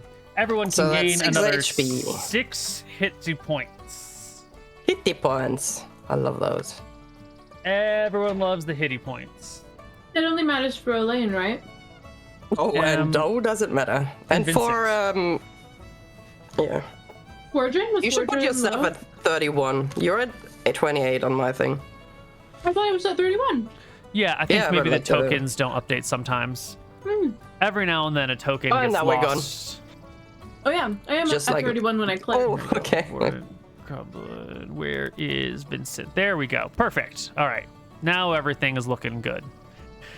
So on Tuesday, the 2nd of September, the day after the new moon, Nook Nook comes strolling into town. And by strolling into town, I mean with his head bowed low, a white flag on a stick waving above his head, his eyes almost closed, muttering to himself as he steps through town. And you are alerted by a horseman coming back to the camp, to the keep where you're hanging out, the keep, that a goblin waving a white flag has come into town, and everyone's giving them a wide breath. And the local town guard is keeping an eye on the goblin. And by the time the party gets into the outpost itself, into the little town of Santa Barbara by the little lagoon, there is your old friend, Nook Nook. Nook Nook, you made it back. Yes, I've returned, master. What news do you bring? Did they harm you at all? Nothing serious. Okay. Wonderful. Come with us, I'll say, and I'll lead them away from the village towards Thank you. a Thank you, quiet place. mistress. Thank you.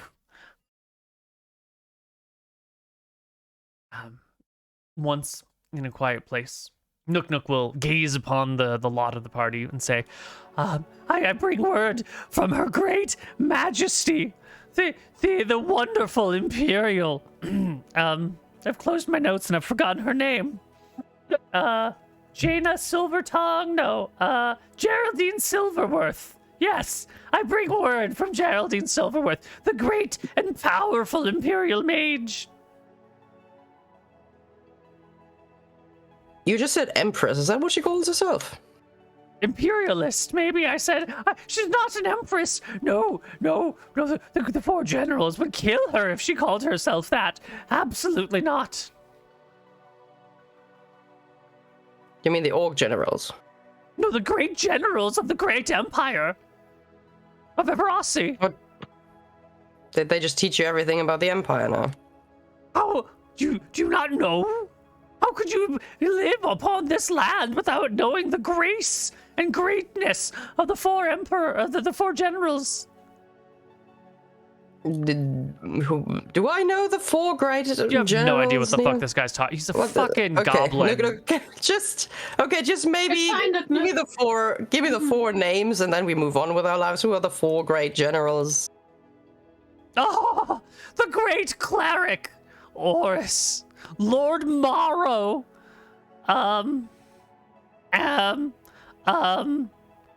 Lord Ferris, Lady Vivek, Lord Kelborn, Lady Felicity. Isn't that more than Isn't four? that? That's five. Yeah. I'm so sorry. I don't know whose are whose. I think some might be the same people. I've heard all of these names, but I've been told that there's only four. And yet, when I recount their names, I count six.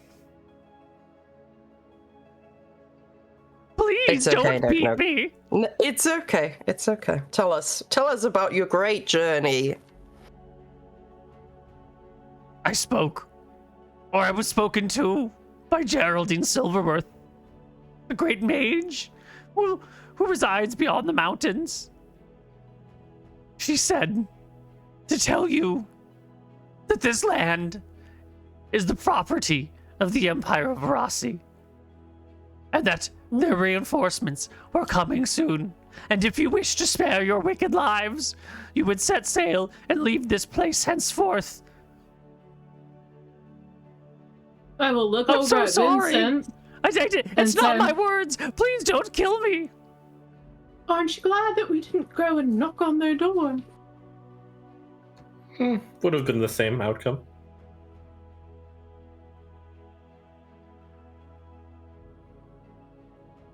Well, that's very disappointing. Mm-hmm. You did well, Nick.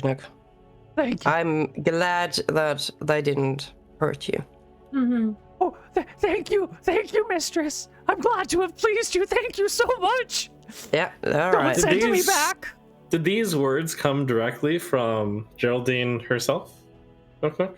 Yes, my lord. Absolutely. It is her who said that the land belongs to the Empire. It was her, in her own words, that said you had best flee. Can we take make a me nice with you? little inside check? Dewey inside check. Yeah, on go Knock ahead. Knock. Give me a charisma check. See if maybe Knock Knock's lying. Oh, that's perception, maybe. It's +3, or I can re-roll it if you want me to. +3 on top of that.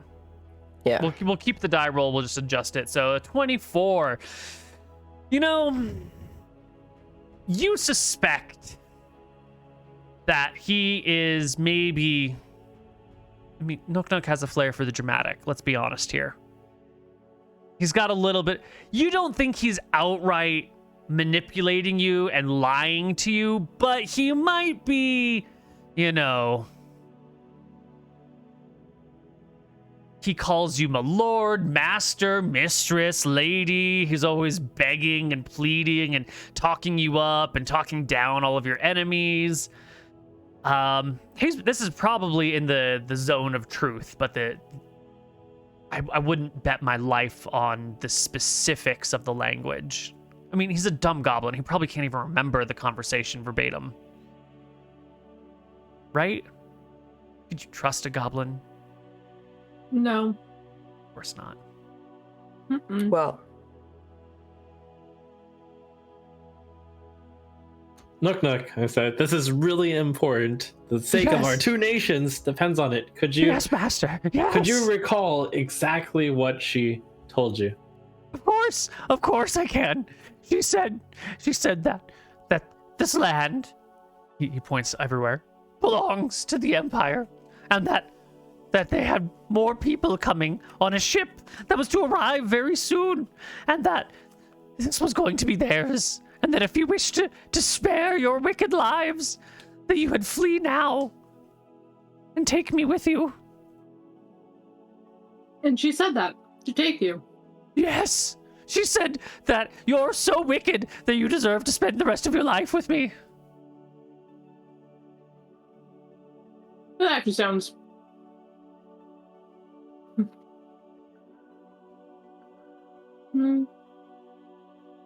Well, the orcs can't be reasoned with, so...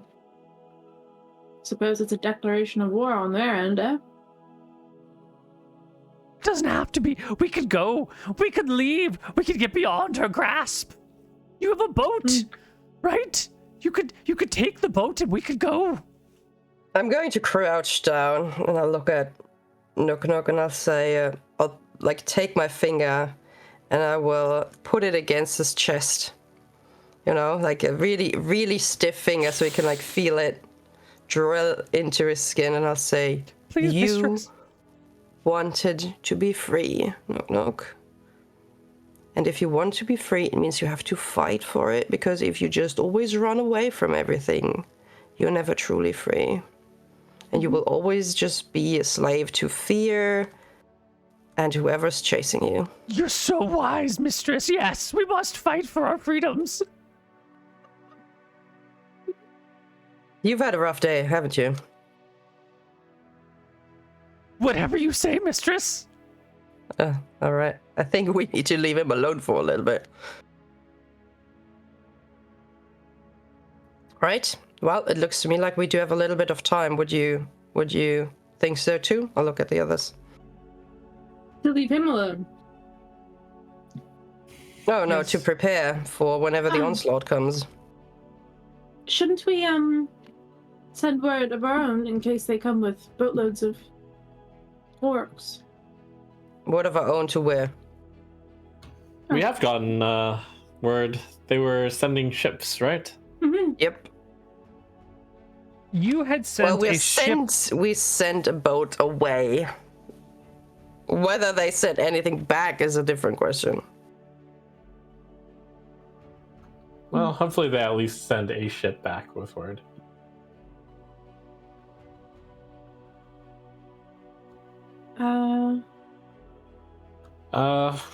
We remember when their ship is supposed to come in, right?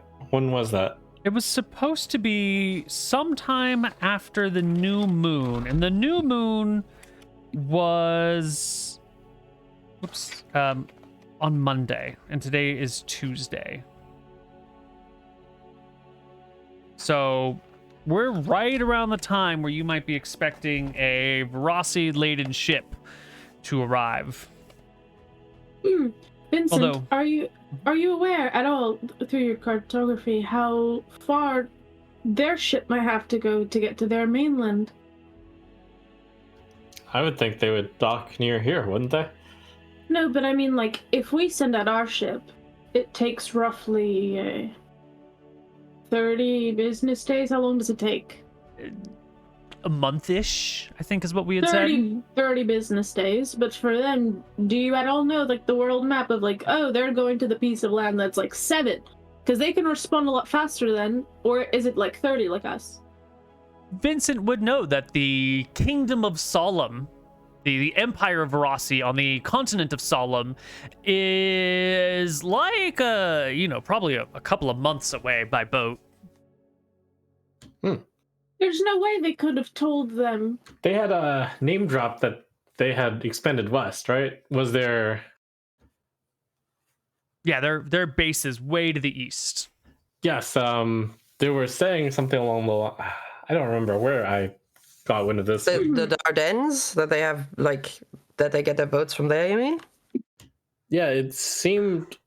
Oh, I don't think I'm just imagining this, but they had I think it was with the orc that they had conquered their way west, so that maybe they have some sort of outpost closer to this area. That's true. They might have closer outposts, and you're not certain exactly where their ships are supposed to be going. Actually, it was supposed to arrive after the next full moon, which happened about 2 weeks ago. So you are really expecting that their boat should be here any day now. But you know, travel by ship can take a while. A storm can easily delay a ship a couple of weeks, even longer if it needs repairs. Wait, I don't think so. I'm pretty sure that it is the next full moon after which the boat is coming, not after the last one. Because we had the meeting. How many full moons are there? Every 2 weeks or what? In your A world? full moon is every month. Once a month. Yeah, because when we met the orc captain, they said after the next full moon. Right. And that was July 27th. We haven't been here. You've been here for a month and 3 days. The guy we met at the the guy we met, like the orc captain we met in the jungle, said that it would be after the next full moon. In the jungle? And You mean near the outpost, right? I mean, Mark the Lake Rock. Casitas, we mean, probably. Yes, Mark the Rock said after the next full moon. Okay, let me...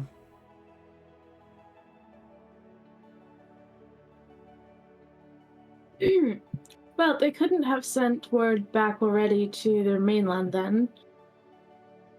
If they have outposts that are very close by, perhaps they would have said, but if they're saying, oh, we've notified our place and they're on their way and they're gonna kick you out, no, they're not. There might be someone coming, but... That makes sense, because you met Mach Tarok on the 13th and the full moon was on the 15th. And now we're on the next month over. So like we say, the next full moon is sort of after which you would expect it. But there is a pretty big wiggle room in when you might expect a boat. And that should be soon. If it's going to be here, it's going to get here this week. All right. Or maybe next week, but sometime pretty soon. Unless something terrible has happened, because sometimes terrible things happen at sea and boats don't make it back. Well, this might be where we have to make our stand. It seems like they'll probably dock around here. Like they usually would. Yes. In preparation for battle, I can set man traps. Mm-hmm. I'm just putting that skill out there.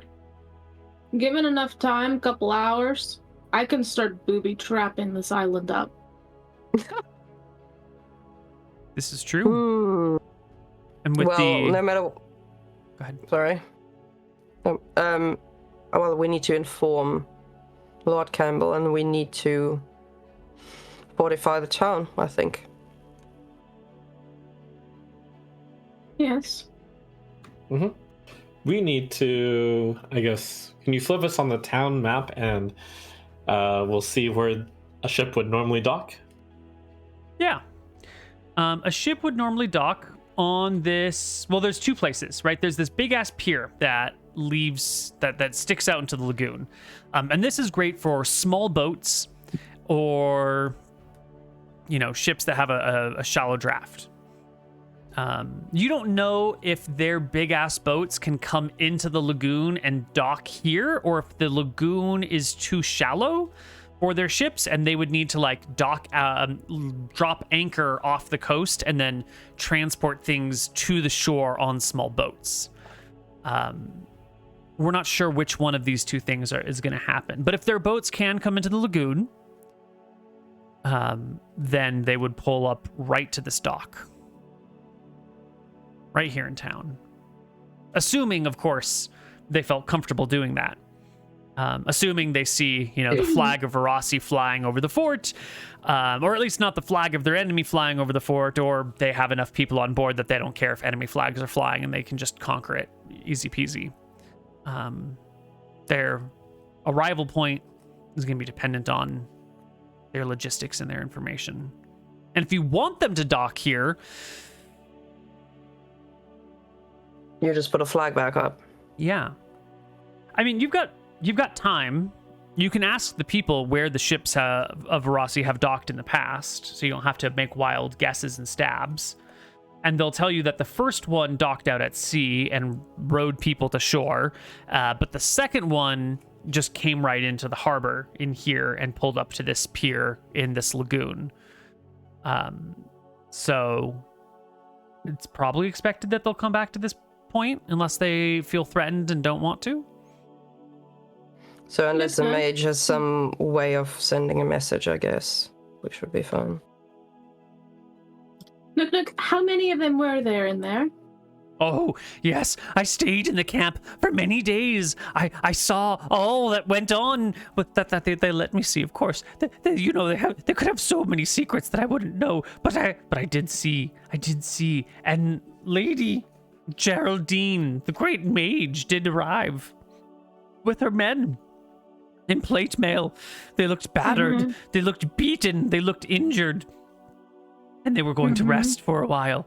But I didn't see the others. The other orcs. They were not there. It was just the orcs guarding the base, and then Geraldine and her her 8 bodyguards and her 10 orcish cavalry. And they were injured.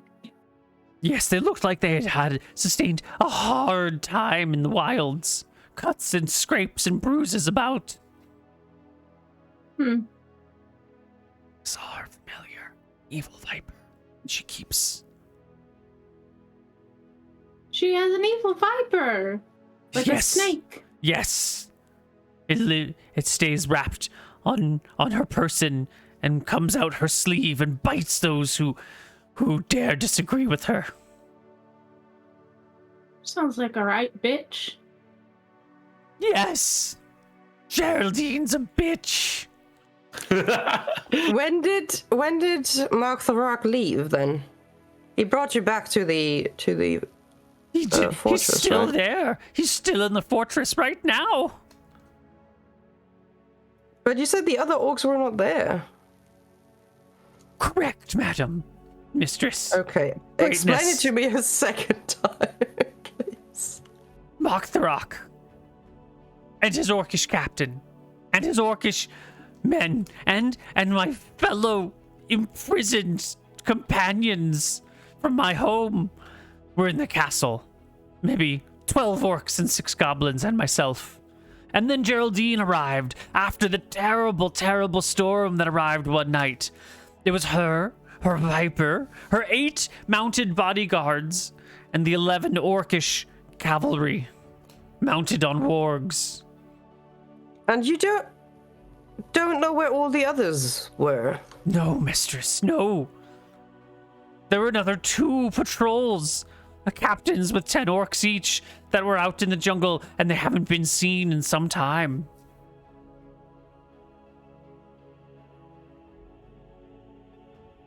They're very worried.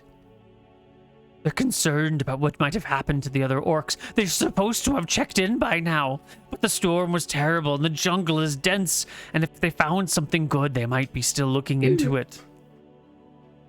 Who knows? It's possible that they didn't make it, I guess. Possible. It was a rough storm. It was a terrible storm. Nook had to collect firewood in the middle of the storm. It was awful. There were ghosts. It was terrible. What kind Ghosts? of ghosts? The worst kind. The kind you cannot see, but who you can hear talking. It was awful. Was it going? Oh my god. Oh. Oh my god. Okay. Did they say anything like there's nobody around, it's safe to climb up now? Oh, did you hear the spirits too? I just know this one spirit and it just never leaves, and it just, even if you tell it to be quiet, it will never be quiet. It just does not stop talking. You are very brave, Nook, that you didn't tell anybody about the ghost. Oh, I told everyone about the ghosts. Are you kidding me? Oh, yes. I needed to be defended from the monsters. Well, what did they say about the ghost then? They told me that I was dumb, and that there were no ghosts, and that I was stupid for pretending to hear them. They told me that I was lazy and didn't want to go in the storm and collect firewood, and then they beat me. Oh, but you said that they were kind to you. No, mistress, they didn't beat me very much. Ah. There were bruises on my body until this morning.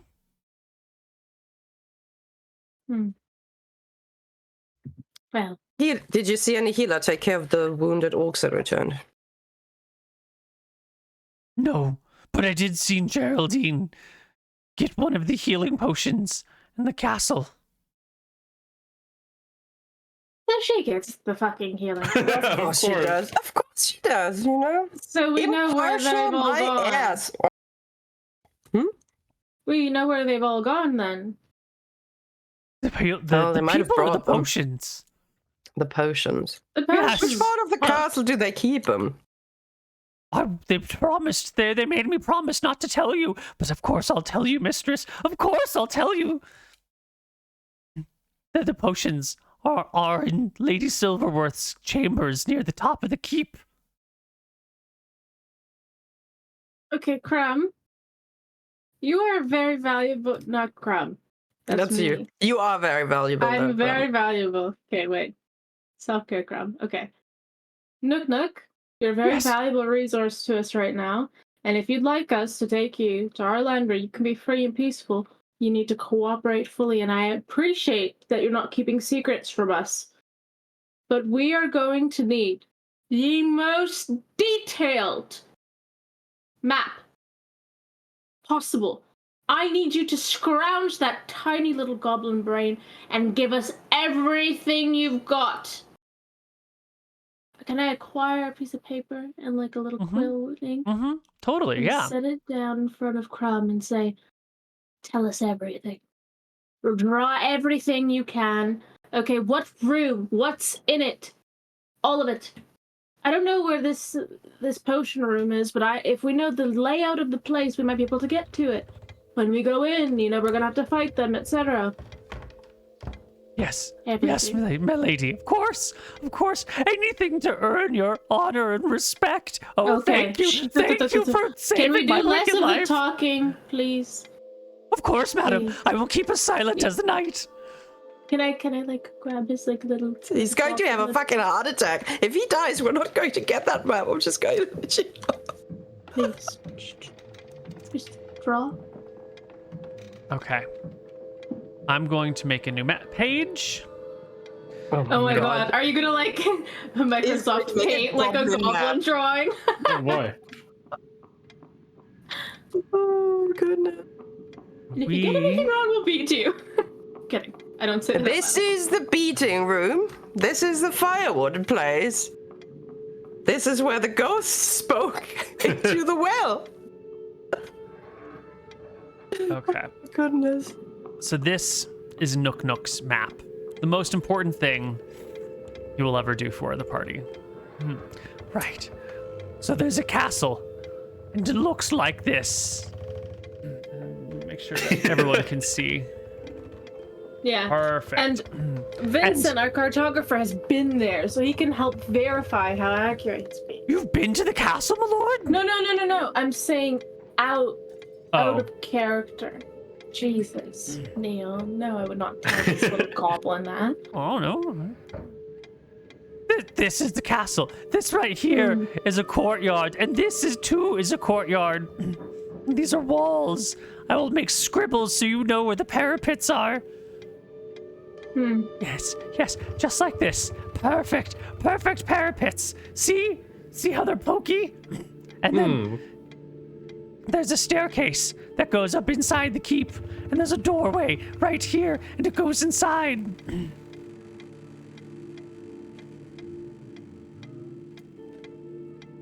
And then he pauses as he consults his memory. Yes, and then there's a staircase that goes up this way. It goes up that way. And there's also a staircase in the back. I think there's like a little room over here with a spiral staircase that goes up like that.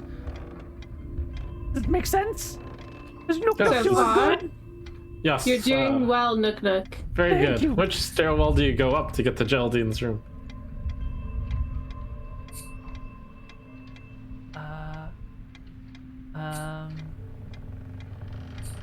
You.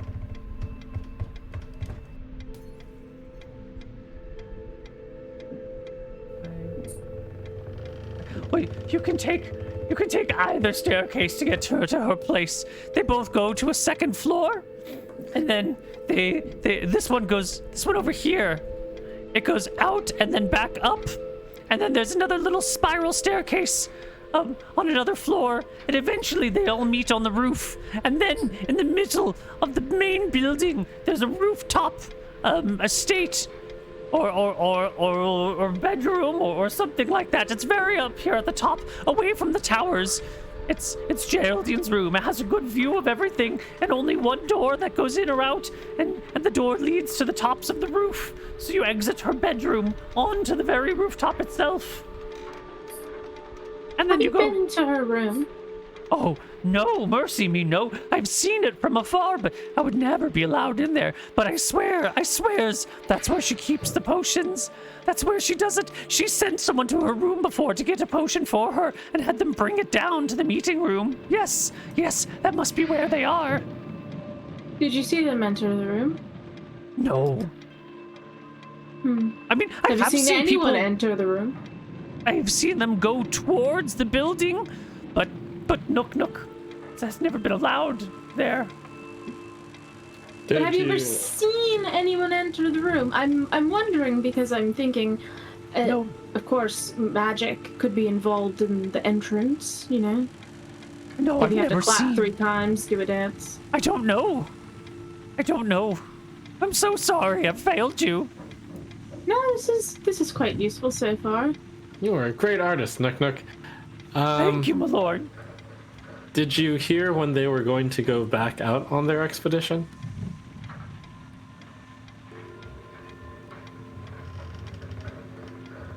No. They just said to tell you that this was their land and that you were wicked people and that you would best flee with me and leave all of this place to the Empire. You know, the fact that you are back makes me think they might be a little bit scared of us. I'm scared of you. What, in my casual armor, I'll pull on my chain. You don't like this? He looks to the other people for guidance on what to say. I love it, milady. I love it. A little fear is healthy, Nook. Yes, ma'am. Okay. I guess an ambush is back on the menu, isn't it? Yes, it Yes, seems it is. so. So we should first ambush the ship that's coming in by flying the Verasi flag.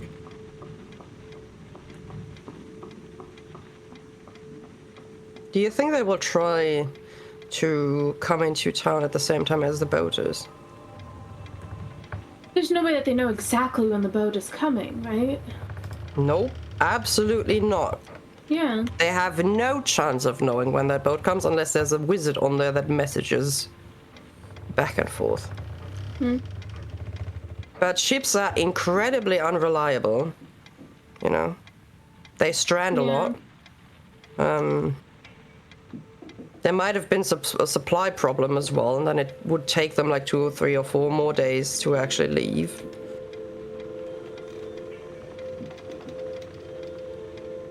Vincent, do you have any spells that lend themselves to ambushing a ship? Like, let's say, a large fireball, or a glyph of explosion, or... I don't know. Well, the best spells that I have for ambush would probably be invisibility. But no, I have no... I have burning hands, but I don't think that can burn down a ship. I can simply set man-sized snares. That's all I can really do to assist in the ambushing. remember, you I- have an assassinate ability or a backstab ability of some kind, don't you, Crumpet? If you were to be sneaking up on somebody, you can stab him in the back for a 3 times damage multiplier. If they don't know that you exist. Well, That's true. Where's our ship? Okay, because I do have, well, poison. I guess I could go in and assassinate her. Yeah, And but they not the might entire. die. Right, we're not sending you up there to solo kill the entire crew of the boat, are we? Like. Oh, I'm not sure, but I'm saying I suppose that I can help kill people by going sneakily. I do have a vial of acid on me, The way but I'm picturing this is we have our entire army hide in the town. We fly the Verasi flag, and while they're unloading, we kill them all. While they're unloading, we would also need to. It depends. If they're unloading in town, we're fine. If they're unloading, like with boats, small boats, then we're in trouble. not if they're unloading and then they start to walk into town. I imagine you they. take a wrong step and boom, man-sized trap. I imagine they would just use the dock and walk down a. You mean the Gameplay. dock of death? That dock? Dock of death. Dock of death? Yeah. Right. Well, we need to booby trap the town, I guess. So we're waiting for the boat first, and we're trying to go for the fortress, and we'll just hope that they're not going to ambush us at the same time as that boat rolls in. Where do I get the description for my set snares? I will link you to a document, unless you Thank have. you. I know I've had access to it before, but I. Yeah, it is. Where is P? Huzzah! There you go. Thank you very much. And if you want, I think your partner has a copy of the player's handbook. If you ever want a physical copy, Just steal it. just take it. Oh, it's not. Are we here. taking a break until the end, or are we going Yeah. through No, we're gonna- the past? Okay. We can break right now, and we'll see you on the other side of our break with a little bit more.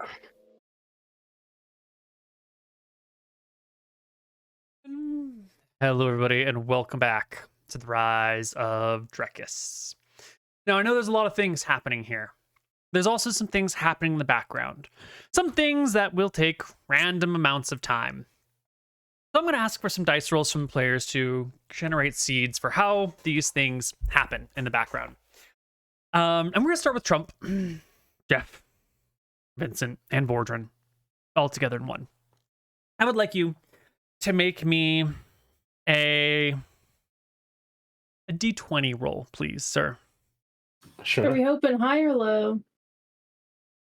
I think you want low. Perfect. Oh, you've already rolled. I see. It is a 2. Yes, that is very good. In the companion roll to go with this one, we're going to move to Crumpet. Please roll me a D20.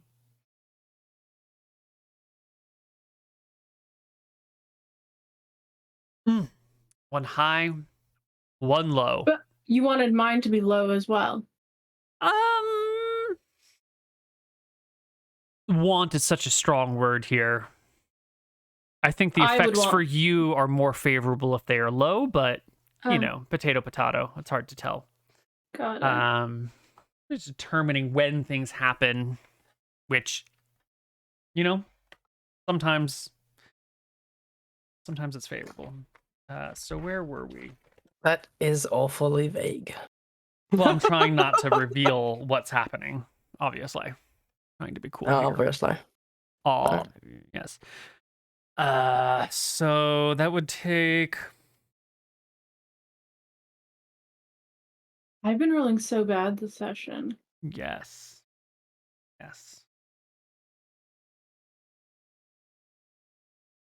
Okay. You'll nail that backstab when it comes. Hopefully.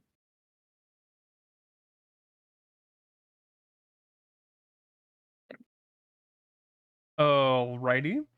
And Elaine, We're going to ask for the same roll for you, but in this case, I think you want high. I don't really care, but I think you would prefer higher rolls than lower rolls. 2. Excellent. And we're going to complete the circle, and we're going to return to Jeff. Please roll me another d20. Uh-huh. All right.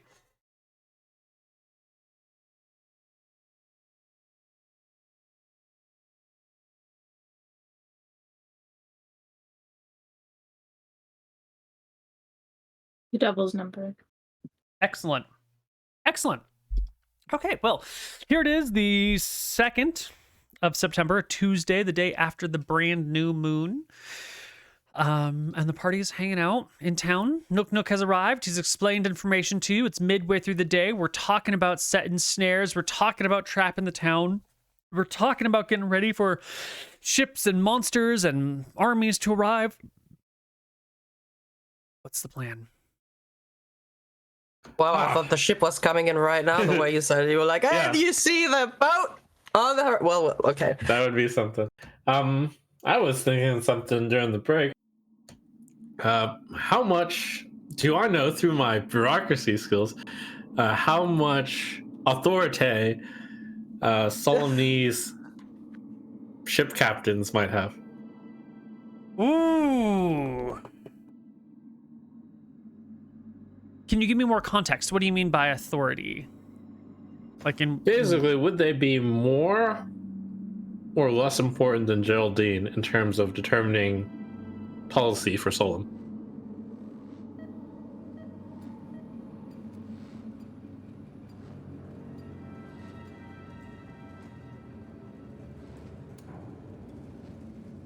It is highly likely that a resupply ship or a transport ship has absolutely no authority to dictate policy.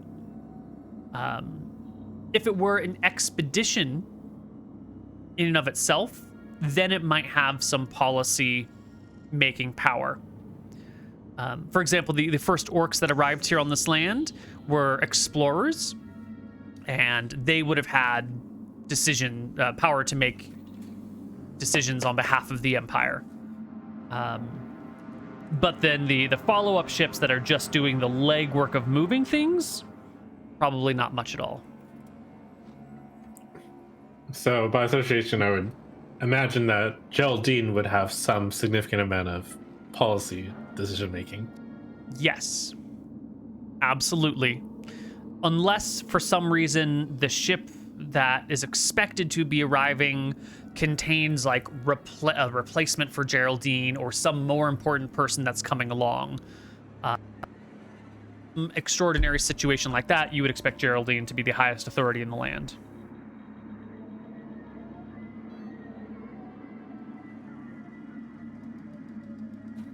Great. I think we are planning to ambush the ship by flying the flag of Rossi. Okay. You do have I a think- Verossi flag from the time that it was flying over the keep, and you took over the keep. Oh, first we'll need to inform Campbell about what's going on, and we'll need to inform the village people here as well. But maybe Campbell first. Yeah. You can grab Lord Campbell himself. You send a messenger to grab him. They'll come back a few hours later. Lord Campbell will come on into the keep, look around, give a low whistle. Man, do you people hate comfort? We just like practicality. I get it. I remember those days of practical needs. I like my feather bed. Anyway, I bet you do. you've summoned me. How may I help you, friends? Good Well, friends. Mighty Here's friends. the current situation. The Empire of Verossi intends to take over the entirety of the island. And they are not backing down, and they are not willing to trade or talk any further or anything like that. Mm-hmm. So we believe that they are quite weakened and that we could take them on in the state they are currently in. But before we can take them on heads on, we will need to ambush that resupply boat that is going to come in any day now. Mm-hmm. And for that, we will need the help of the town. Because we assume that they will come into... I mean, usually they got resupplied here, so we assume they will come into town here. To the dock, to the pier. Or how did you usually do it? Yeah, they came in, they just used the dock and the pier near town. But when you say you need the help of the town, what do you mean? Surely you're not expecting the innocent villagers to take up arms against the whole empire, right? Nope, but we will need to fly the flag of Verasi, and I feel like if we want to do that, then they need to be informed about what is going on. And I do want these townspeople to stay safe. So even if they do not fight or attack, I feel like it is in their best interest to know what is happening to their village. Sounds like a great plan. What do you need me for? Well, you are the face in this operation. The people, know you. They probably trust you more than they do me. So I think we should make an announcement together so they know what is happening when a Verasi ship lands on their shore. And when we're flying the Verasi flag. Right. So we're going to go tell the town we're flying a fake flag so that you can ambush a ship when it arrives. Correct. Is there anything else? That will be hiding a lot of soldiers nearby. Yes. And that we will keep them safe and that there's... they should not, while we prepare, they should leave the docks alone. We will tell them when, but there will be a point where there will be man booby traps. And at that point, we will tell them, don't leave your house. Okay. So just to expect that. Well, I can wing that speech, no problem. Good. I don't think there's any point where we tell them to stay in their house since we don't know when the ship is arriving. Well then we might have to do kind of like a sharing circle where we let them know where there are traps to not go. Are there any children in this town? Of course. About half the town is children. Yes, and the children must be put on leashes to not go into the traps. Leashes? Like a Literally dog? or figuratively, yes. I think anything east of the grocer is going to be off limits. Just don't step into the big town yard anymore and not that area. I don't think you will be able to booby trap the entirety of the town anyways. A child is going to run into one of my beautiful traps and waste the trap. That's what I'm worried about. Got it. Well, Leash the children, trap the town, fly the flag of the enemy, and get them when they come out. Yes. And to be clear, you're not expecting me to participate in this battle, right? No. Not at all. Nobody would expect that of you. Because I'd love to help. I just don't know how to fight, Yes. Great. Well, let's go talk to him. Wonderful. I will accompany you. Easy peasy. He will gather people in the town. He'll more or less explain what you said. You'll be standing nearby. There's some confusion. There's why are we flying the flag?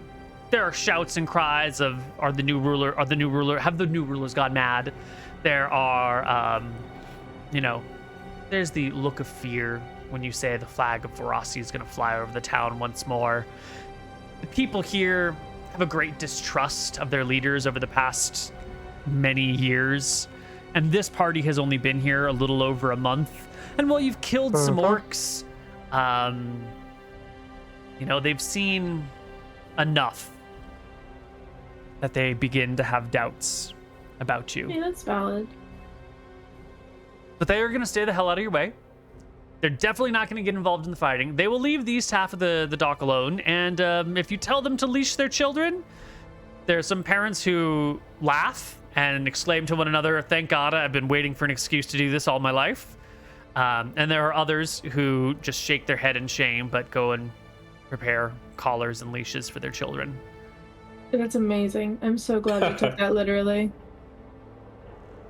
It's for their own good. I can imagine Neal doing the D20 check on if a child runs into one of these traps and then being like, well, 2 of these children ruined your traps. And fuck the kids. Not literally, please. But I just want my traps to be up. If a kid runs in there, I don't care if they die, but you've just wasted my trap. They're not, like, reusable. Right. Yeah. It's fucked up. Perfect. Well, no longer need to fear. The only things left to sort out are what traps and where are they, and what your ambush plan is going to be. Because there's a dock right here. But I don't know what your plan is looking like. Is it hiding a bunch of people in the nearby buildings, and so when folks come down the dock, your people just like run out of buildings and attack them? Or is it, you wait for them to come down into the streets and then you pour out of alleyways and attack? Like, what does your trap look like? Are you hiding under the dock itself? Are you underwater breathing through reeds? What is the... Don't do that. It's a terrible idea. What's the plan? All right. Here's my idea. So the ship would dock right on this pier here. I think we have our townspeople try to like go about business as usual so that nothing's suspicious. Except the kids are on leashes. Well, sure, perhaps, but that's not too weird. They'd probably be trying to put the stuff into the warehouse. We don't want to hide anyone there. But I think in this building, in this building, in this building, here, here, here, probably leave out the sand shark because they'd probably want to hang out there. What would they usually do after unloading? Like, what was the process there? I'll ask the harbor master. I guess he would know, right? Yeah.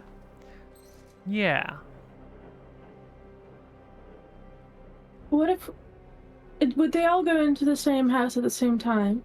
Or could we get them to? Because if we said, hey everyone, we have a very important message for all of you people that were on the boat. We get them into a house, right?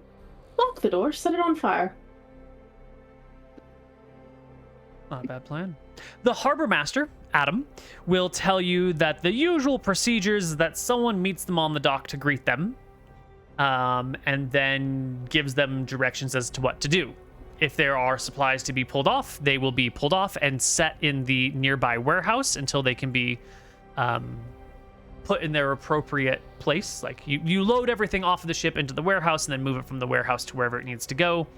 That way, at least the ship is free to do whatever it needs. Anything that is to go on the ship is stored in the warehouse ahead of time, so you can unload into the warehouse, grab something else, put it back on the ship, or whatever order it needs to go in. And then usually the ship and its crew will stay here for a few days while any repairs are conducted. The sailors can get some rest and relaxation time in. And then, from there on, it's pretty specific as to the mission of the ship and the specifics of what are needed from it. Maybe they leave right away. Maybe they kick it for a month. Maybe they transport some things around the island and then come back and then leave. Does that answer your question sufficiently? And who usually welcomes them then? Like they made it sound like it's usually an orc or a Varasi person? Whoever's or is it whoever's in charge of the town at that point in time. Typically, you would expect it to be either Geraldine herself or one of the orc captains. Would it not be Campbell? Campbell? That harebrained dipshit? No, I don't think the Rossi Empire gives two farts about him. So I see we might run into a problem here. Can you charm people, Vincent? Is that one of your strengths? Yes. Would you be able to charm that orc captain that is still alive into doing that part for us? Oh, interesting idea. Because she lived close to here, it would make sense that she would, greet the boat when it comes. Wouldn't be out of character, I assume. Geraldine could be on an important mission. Send her instead. Yeah, I mean, she spends weeks in the jungle, and who knows when she's going to come back. Mark Chiragas is stay in the fortress. It would make sense that she'd be here to greet them. I think that would work. How? Let's see. I think that would work. However, probably the reason it wouldn't work. No. Let me correct myself. I don't think it'll work because that would basically mean convincing her to betray her empire, which I don't think she'd be willing to do. She would be setting the ship in danger by luring them into a trap. She's asking if you have a charm spell, though. Yeah, my charm would not be powerful enough to make her do something that's so against her nature. Oh, really? Well, I tried. It was It's a good idea. an idea, I guess. I think the extent of what we're going to be able to do is have them have the ship dock, not have anyone greet them. They'll be a little bit confused. They'll send maybe a few people down. As they have their bridge lowered to the dock, we have the soldiers storm the ship.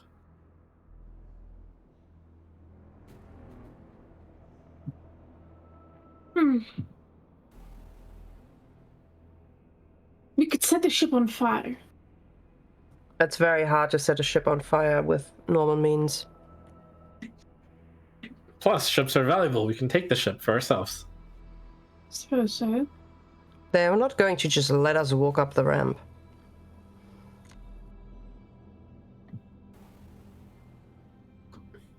How hard is it to...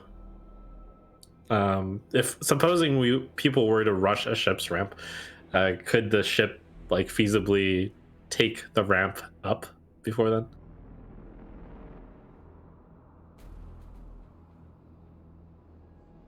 I mean, it's a long way over that dock. Like, how long is that? If you rush, for example, out of the harbor master's office, right? That's like 70. I don't know how long it goes to the right-hand side, but that's like... The dock's like 80 feet. 150 feet or something like that long. So in theory, someone could bolt from the Sand Shark or the harbor master's office and get down to the dock and get onto the ship in a single round if they were sprinting. Totally a doable thing.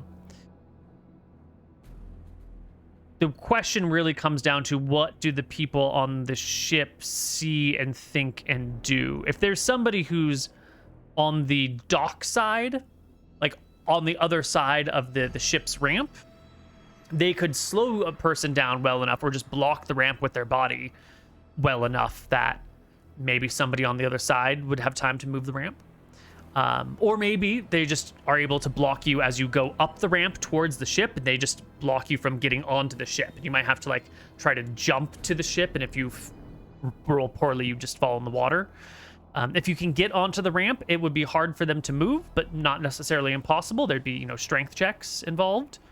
The ship is a pretty defensible position, and having just the one ramp that leads on and off it is a pretty easily defensible position. However, if you could catch them off guard, if you could prevent the people on the ship from acting for even, just 2 rounds, you could be able to get somebody on there. And that's if you're trying to do a forward assault. We're not even talking about sneaking onto the ship in some way, shape, or form, and then doing whatever it is that you need. Okay, Crumpet, I don't suppose you would have any skill in disguises. I don't believe I'm very skilled at disguising myself. Well, she's The always gonna smallest look half like a orc half you'll orc. ever find. A miniature half Yes, orc. I can do normal prestidigitation. I could convince them I'm a wizard.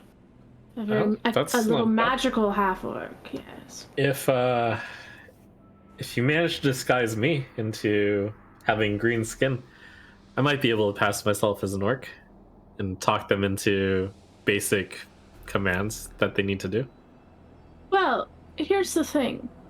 Of course, it would be an exception. It'd be exceptionally strange and rare and whatnot. But theoretically, could we not send, let's say, Lord Campbell and have him spout a story of, oh, Mrs. Geraldine apologizes immensely. She knows that I am stupid and unworthy, and I'm such a little piece of shit, and I should never be greeting you. And she apologizes, but there was a horrible, horrible storm, and because of that, she really couldn't come. Something like that. I feel like that kind of story would get them off the boat and be like, oh, it's kind of weird. The suspicions Yeah, but are why is aroused. she not sending one of the, like, 20 orcs from the fort that's literally around the corner? Yeah, that probably You know? makes sense. Why is she not sending it? Like, why is there no orc there? That's a problem, I see. What about Nook Nook? Is Nook Nook like a weird enough creature that they'd be like, we need all the orcs, but fucking send the goblin? Oh, that's a really good idea. Nick could be our man. And Nook Nook could be like, I am so sorry, but it's a big name, and oh, Mrs. Verossi, she sends her apologies, sir, good sir. Yeah. The amount of faith we place in this goblin makes me very uncomfortable. He has done great. He has proven himself, but I feel like he needs a break, you know? Well, it's going to be a number of days before the ship gets here, so he'll get his break. Do we feel like I feel like trying to disguise one of us as orcs is more unlikely to succeed. You're right, it's tough, and we don't Yeah. speak Orcish, but Nook does. Yeah, and I don't think they trust Campbell because Campbell is just a mannequin for them. Like, they don't believe in him at all. Yeah. Nook Nook it is. Oh boy. Yep, and all Nook has to do is basically get their suspicions low enough that they're willing to start unloading their stuff to the warehouse. We give a signal to rush the ship, and, we'll rush the ship with the many soldiers. I don't like the intact. rushing the ship thing. Is there a way where we can get on the ship stealthily while they're rushing to make sure the plank stays up, or do they have a way up? For example, if we would find a way, okay, to get sneakily on that boat when it lands, and the soldiers are out here, and we could get not a plank ourselves, but maybe ropes with the hooks on them to let them down near the boat, so they have another chance to climb up in case the ram fails. Hmm. Yeah, I guess that would be easy enough if you wanted to invisibility on.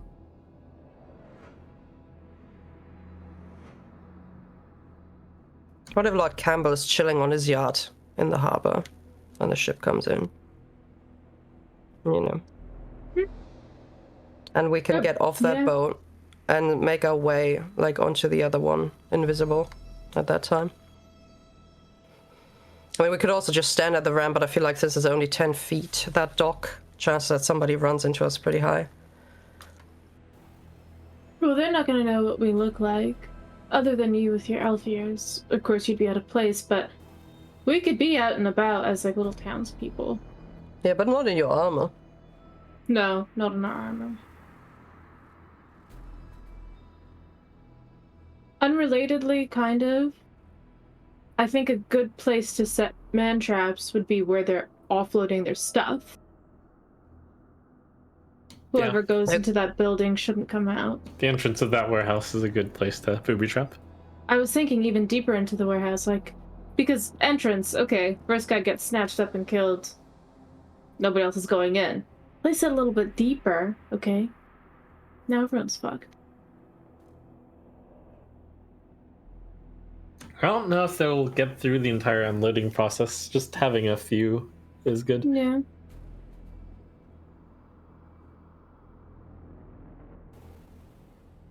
Yeah, I think the three of us invisible waiting near the end of that pier would be a good way to make sure we get on the ship. I don't have enough for Vordrin, but he can be part of the guard that rushes forward. Would it be possible to have some ropes with, you know, like a harpoon Grapple? without the harpoon, like a grappling hook that you have to throw? I mean, I do have rope use, so I feel like there's a possibility here to craft those things. Does a blacksmith know how to make these? A blacksmith could make a makeshift grappling hook pretty quickly. Since you don't know when the ship is coming, you don't know how much time there is, you'd probably want the fastest one possible. And they could put together a couple of nails in a claw shape, and that would sort of work as a grappling hook. Was the plan to like grapple the ship and then tie it to the dock, or what? No, so the soldiers have something to climb on if they have to. If they pull in the planks, right, then they have no way to. And then if we went up on, like, if we put these hooks down, then it's easier then to try to fight them for the plank, I feel like. Yes, such a thing could be done.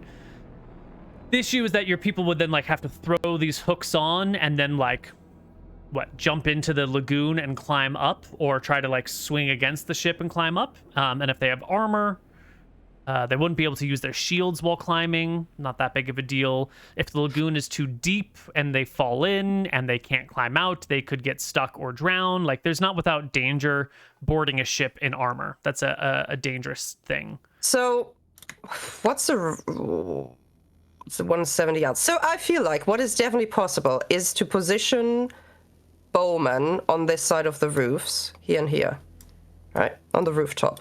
So the roofs are facing out here, so if it's even slightly angled, they should be able to lay flat here and not be visible if the ship comes in straight like this.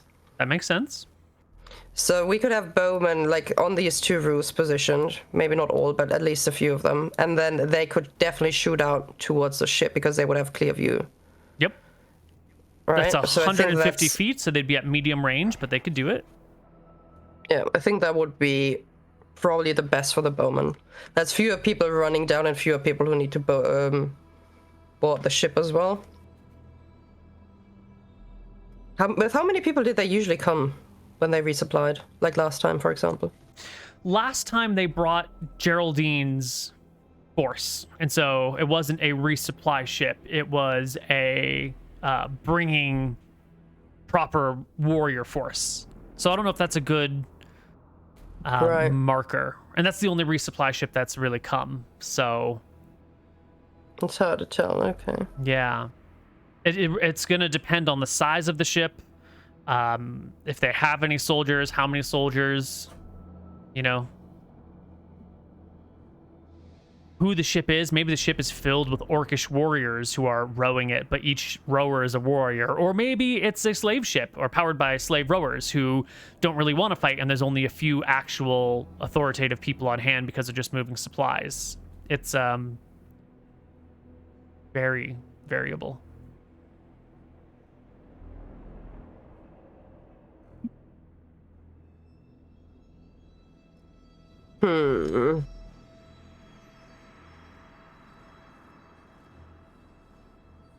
Yeah, I don't know. That's the best idea I have. I don't think we can all charge down that, like, 10 feet walkway together. That's a very long charge time. And then if they, you know, try... I mean, they can't leave very quickly because it takes a long time for a boat to come in and then get back out again. Are they usually, like, smaller boats? You said they don't have big boats, but are smaller boats usually, like, skiffs around lots the of little small small boats to get things out of the lagoon. There's fish in there. There's various reeds and plants and algae that are pulled out of there. There's good seaweed to be found in the lagoon. There's clams and oysters and shellfish and sorts of stuff. Urchins, lobsters. The problem is that we are not entirely sure when they're going to arrive, so it's not like we can put people into tiny boats in preparation because we have no idea when that boat's going to show up. From that, okay, if we had a lookout, right, we do have a pretty good look straight out onto sea, I take it, yeah, from here. Well, from not in the town is not a great lookout to see, but just out of town, up the hill a little bit, because there's a little bit of hill that leads up to the bluff where the fort is, which sits about 25 feet above the sea level. So up the hill a little bit, great view of the ocean. Right, and then it takes a while for that boat to come in.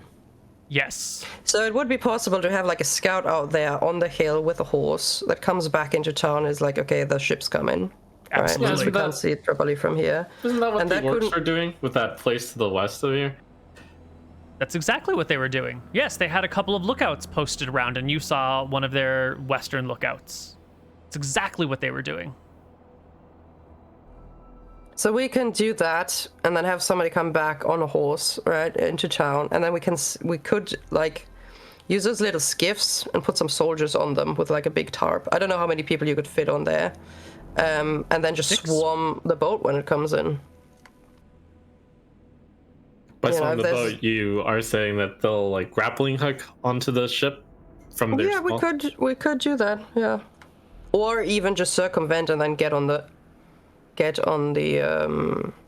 ramp as well. I'm just trying to figure out how we can spread out people, so we can have some people come down the ramp, but it's probably, you know, if you already have people on boats there, they're going to be fast and they might be able to prevent them pulling up the ramp. Do you think it's feasible for us as adventurers to be able to, from one of those small fishing boats, grapple onto the main ship? If you're on one of the small fishing boats and you can get that boat next to the ship, someone could throw a grappling hook up onto the ship. You'll be using these, you know, fairly quickly made makeshift grappling hooks, which are semi-functional, but less ideal than a purposely built, well-crafted with time grappling hook. The real danger is if you are climbing up the boat and somebody on the boat unhooks the hook or cuts the rope, and then you fall into the water, and then if you're wearing your armor, you literally can't swim, and you might drown if you can't get your head above water fast enough. And it's really slow to walk in the silty, sandy soil in water when you're wearing armor. That's the real scary thing regarding boats and armor. Neal, you said that when the orcs usually arrive, they will stay in town for a few days, like unload, stay in town, whatever, and then go back? That would be the expectation, is that people would rest in town for a few days. Where do they eat? Wherever they want. This is their conquered territory. Yeah. There's some restaurants, there's some places that provide for them. But you know, conquering armies, their towns that they've conquered are theirs to loot and pillage and do whatever they want. They might ransack the place, they might go to restaurants. It depends on their disposition. Got it. This is a totally different idea. We might be loving our current idea, but we could set up a feast, for example. A welcoming feast. Like, and because ocean is generally so sunny, we got a beautiful feast out for you. Poison the wine. Give them all wine to drink. They're orcs. Of course they're going to be fucking drinking. Take them all out like that. And or let them get nice and wasted. And then kill them. I don't know what kind of debuffs you get from being drunk. But I'm assuming that they are the kind of folk that start pounding back drinks. I do have poison on me. And where is our ship? Is our ship ever coming back? No. Okay. Not for now. Did we ever get our stuff off that ship? Yes. What do you mean by our stuff? You We do had have some stuff in poison that the- you unloaded off the ship. Yeah. Okay. We did take some rations as well. Yes. Depending on the size of the force that arrives, you might have enough poison on hand to poison a meal prepared specially for them. Not Or if it's like like wine. 50 people, but if it's, you know, like 10 or 15, yeah. Yeah. Well, and if anybody gets to eat, it's going to be the people leading, right? You don't let the footfall eat from the feast. You'll have the leaders eat and the rest can unload shit. True. I'm just saying that maybe it'll be more of a everyone's off the ship, look, they're feasting. And like that, if they do try, even if that's just a distraction, get them off the ship and then we have to take the ship anyways, at least they'll be, it's like a way to get them off. Yeah, I like that plan. It's a pretty good one. Now, So just bide our time and wait for them to unload. yeah, upon seeing them, we would have to give the signal for the restaurants to start producing, get the turkey in the oven, start basting it, get the pie, whatever. What kind of alcohol do they usually drink? What if we just have a giant party for the next week and we just have a feast every day just in case they show up? But I mean, I don't think that Geraldine would know when they would show up either. It'd be like oh, the ship is there. A little goblin runs to tell her that she has to come to greet them. It's probably not, like, instant, you know? There's no way that she knows either. Yeah, you're gonna have the spot be Murky's Tavern, since that's like all the way on the other side of town. Oh my gosh, so smart. Yeah, get them as far as fuck away from that ship as possible. It's an option. Would that even be feasible with the poison you have, is my question. How many people can that poison, and how are they incapacitated? Are we like trying to murder them? Is this like the Red Wedding poison, you know, are we poisoning Joffrey, or are we poisoning like all of the Drekis? Like, how many people are we poisoning? Well, it doesn't even Neal, matter. is the only poison that I have the one that's on my sheet right now? Let's I remember take that I had a bunch look. on the ship, but I only have one that's on my sheet. Yeah, I think you had unloaded everything off of these tools packs, vial of acid. Yeah, I seem to recall that you had everything on the boat, or you had a bunch of different poisons that were on the boat. And I took them. Yeah, that's what I Yeah. recall. That's also what I recall. I'm trying to look at our DMs. Yeah. Okay, so you had a specific list. You wanted the narcotic, the milkweed narcotic, which was the consumable one. Beautiful. Oh my god. Fantastic. Look at me already It's all planning coming ahead. together. Yeah. And let me double check. Milkweed is bitter. Fine, it can go into a cocktail or a strong drink without too much problem, and that will generally put someone to sleep. If they have one dose, then in D20 plus 5 minutes, they make a saving throw, or they fall asleep if they fail. If they pass with, like, you know, if they roll between a 21 and a 30, then they get sort of drowsy, which gives them penalties of 2 to hit and to AC, and they automatically lose initiative every round, which is still pretty good. So if you can poison them with this narcotic, they will be less effective in combat, or they may just straight up fall asleep. It would be very unlikely for it to outright kill them unless you really overdosed them, which would be hard to do without them noticing. Yeah. Yeah, but that'd be fine. I mean, if they fall asleep and they're unconscious, we could just start taking cleavers to the head. Mhm. So, We could That'd just work. prep like a giant barrel, you know, if it's a drink, and then have that ready, and then you just need to pour it whenever they come. Like, that's easier to do than to base the turkey on time.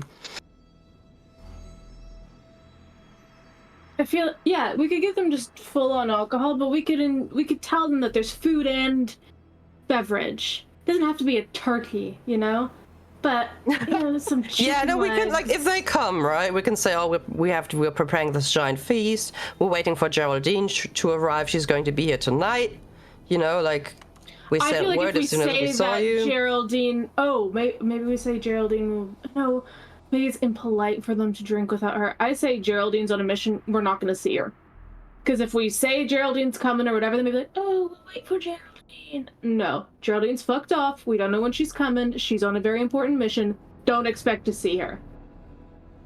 Because otherwise... That's good. Well, we want to see her. No, you ain't I don't think it seeing matters, I think it Geraldine. could swing either way, so we can go with she's not here, Oh, yeah. she's on an important mission, and what is the story why there's nobody else there? Oh, all the men are... There was a huge storm. You Yeah, know, they were needed at the fort. absolutely needed at the fort. She needed to go on some sort of important mission. It's going to be Nook explaining this, so Oh boy. he's going to be Okay. amazing.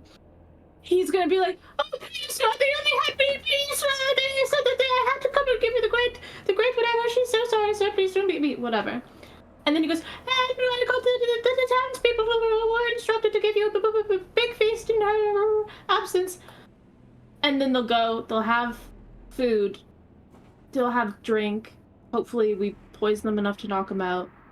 If they're sluggish and knocked out or whatever, there will be like, okay, everyone get out of the bar.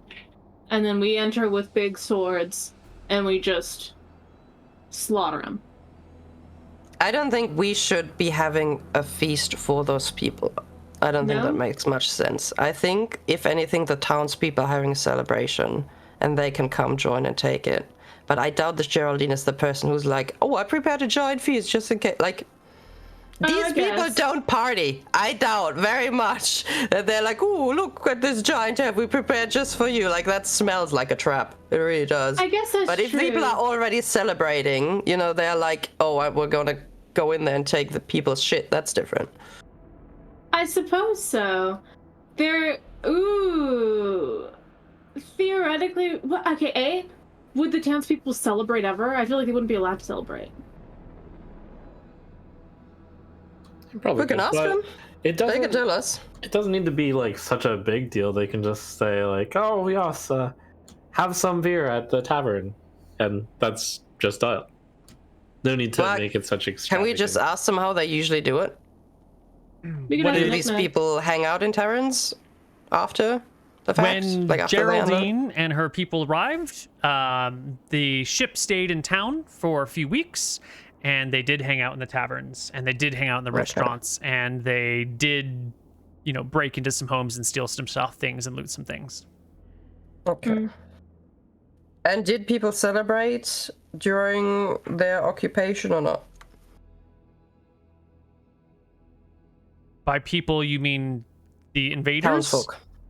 Townsfolk, like, did they ever have Oh. like any festivals? No, the townsfolk were terrified, and the townsfolk were not in celebration, unless it was a so forced there's celebration. no feast. No. There's no feast from Geraldine, and there's no townsfolk to celebration because that doesn't make much sense then. Yeah. We can say that because Geraldine is so sorry that she wasn't able to be here, that she's told the townspeople to prepare drinks and chicken legs. Doubt it. She is the person. She doesn't do that. Hmm. She hasn't prepared it for any. Like, they come in and they go into taverns. She's like, why would she prepare a feast for these lowly people? Like, we can stuff the taverns with these drinks, with the sleepy drinks. For the invaders, I think that makes sense, but I don't think we can make a proper feast for them. Got it. So you want the taverns to just have it on tap? Yes, Or have the- like a special, the sleepy barrel, at the, I don't know, one at the, what is it called? One Ricky's at the Tavern? Sand Shark and one at that one. Maybe one at the cafe, some spiked coffee. I feel like that goes well with the bitterness of that. What happens if coffee and narcotics together? Sounds like a heart attack, but, Well, that's the What- point, so- right? Is to give them a heart attack? How do we make sure that they get that drink specifically? What if they go in and they're like, no, we want beer? Just have the owners serve any orc that drink. What if they're like, no, I want beer? Well, Yeah, that's you just, We can. some of them cannot be sleepy. That's okay. We can still murder them. It's fine. yeah, and everything is beer anyways. The That orcs is will always beer. order beer. Can we hide all of the beer so that it's like, sorry, our stocks are very low. We have one only special drink. It's very good. Everyone else is only drinking this. Anyways, in short, we'll have an orc beer. Okay. Gonna poison some orc beer. Gonna serve it to Some them. orc drinks, orc beer. Oh, yeah. Got it. Yep. If you want one of us to play Nook Nook instead of you talking yourself, I'll No, volunteer. I don't trust anyone to play Nook Nook properly. Okay. I'm Then sorry. we'll instruct Nook Nook on. Okay, so Yeah. we're stashing the poisoned beer. I guess that's like Crumb's job. And then what? We wait at the bar and ambush them there? I And think, hope the guards on the ship don't see anything in the meantime and don't leave? I guess think they what we can't even want to sail do away. is have the guards be in the places that the orcs wouldn't go in. So that would be places like the Cabrio Pottery and Cabrio. And we, our job is to get on the ship and make sure they don't block it off so that all our guys can get on the ship. So for that, we'll be invisible. So I'll just prepare invisibility ×3 for the next week. So or we are going on their ship. Yeah. And our job is to make sure the guards can get on the ship. Okay. I thought that we were getting all the orcs into a tavern, poisoning them all and killing them all immediately. Well, we need to make sure the ship stays. That's the hardest part, I think. The hardest part is making sure we can secure the ship. Well, I doubt they will keep enough people on the boat to go away. Like, you need enough people to actually sail that thing.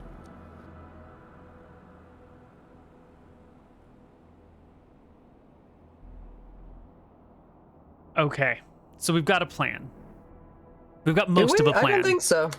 No? Yeah, I don't think we're so. I thought we had confused most of on the the plan. specifics. Yeah, but we are missing the most important part, which is like, do we ambush the ship, yes or no?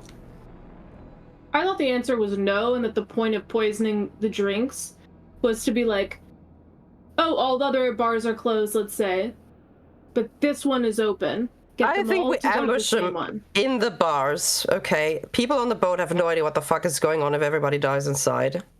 Okay. Great. And then we can go out and ambush the ship after. Okay, step 1 is to fight in the town in the bars, and step 2 is get on the ship. Great. Yeah. Excellent.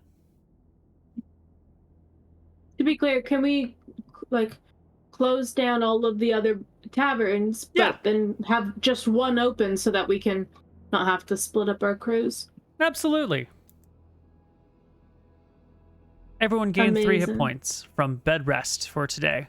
I know you did meet Nook Nook, but I think meeting Nook Nook and then standing around and talking and then going back to bed for the rest. He is pretty exhausting. That's true. And you are having to prep the town and begin all these things. 2 HP, not 3. Good call, Faye. You're welcome. Mm-hmm. Okay. It's pretty much just Elaine recovering now. Hooray. Right. Hooray! Well, you know those rolls I had you do earlier today? Those rolls were for the journeys of the various ships. The first roll would be for the journey of the ship going away, and the second roll would be for it returning. And the first set, done by Trump and Crumpet, were for your own vessel. So a 2 means your vessel doesn't encounter a lot of problems on its way back to town. But either in town or on the way from town back to the island, a 19 indicates fairly significant problems. A 2 and a 4 on Elaine and Trump's rolls indicate that the Verasi ship that left here with information had a really easy time, and the ship that was on its way back also had a really easy time. And so it is the day after Nook Nook arrives in town that you see in the distance, with the scout that you've placed, the sails of an approaching ship. And as it gets close enough to make out flags upon it, you can certainly see the black flag with the white V and the downward thrusted spear of Verasi, goddess of death Are and we destruction. flying our flag? Yeah, of course. Yeah, you had a whole speech Oh, about it. yeah. Excellent. Well, you know, talking about something, actually doing Yeah. something, always the same thing. And we've Figured out. prime and prepped Nook Nook, yes? Prime and prepped. Yes, but we haven't prepped. You've prepped Nook Nook, but we haven't prepped Nook Nook. So tell me, now that the incoming danger is here, what is it you want Nook Nook to say or do? And I think, did Vincent have something specific, or is this everyone has ideas? I think we all threw ideas, but now I guess we prime him the final part. What is this final part? What is Nook Nook's plan?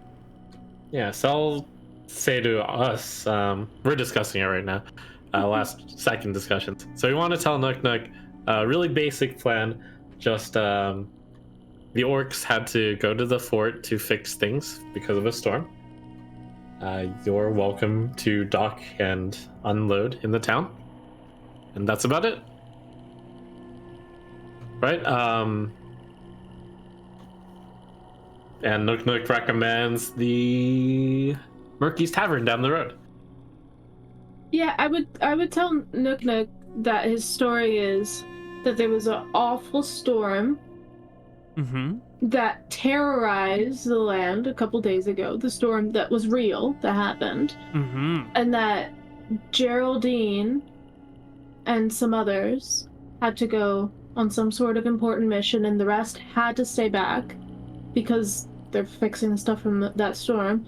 And she instructed him to go to town and wait to welcome the ship people, and that she apologizes for it not being her, and that Nook Nook should feel very bad that it was him that was sent instead of her because he understands that someone of much higher importance should be there.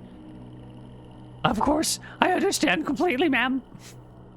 And you absolutely cannot tell them anything about Don't us. say it. Just don't say Don't say what? nothing. Yeah, that's it. That's it. Perfect. Of course, I will do as you instruct. Out of character, Thank you you, guys think Nook we're Nook. missing anything? No, I think we're good.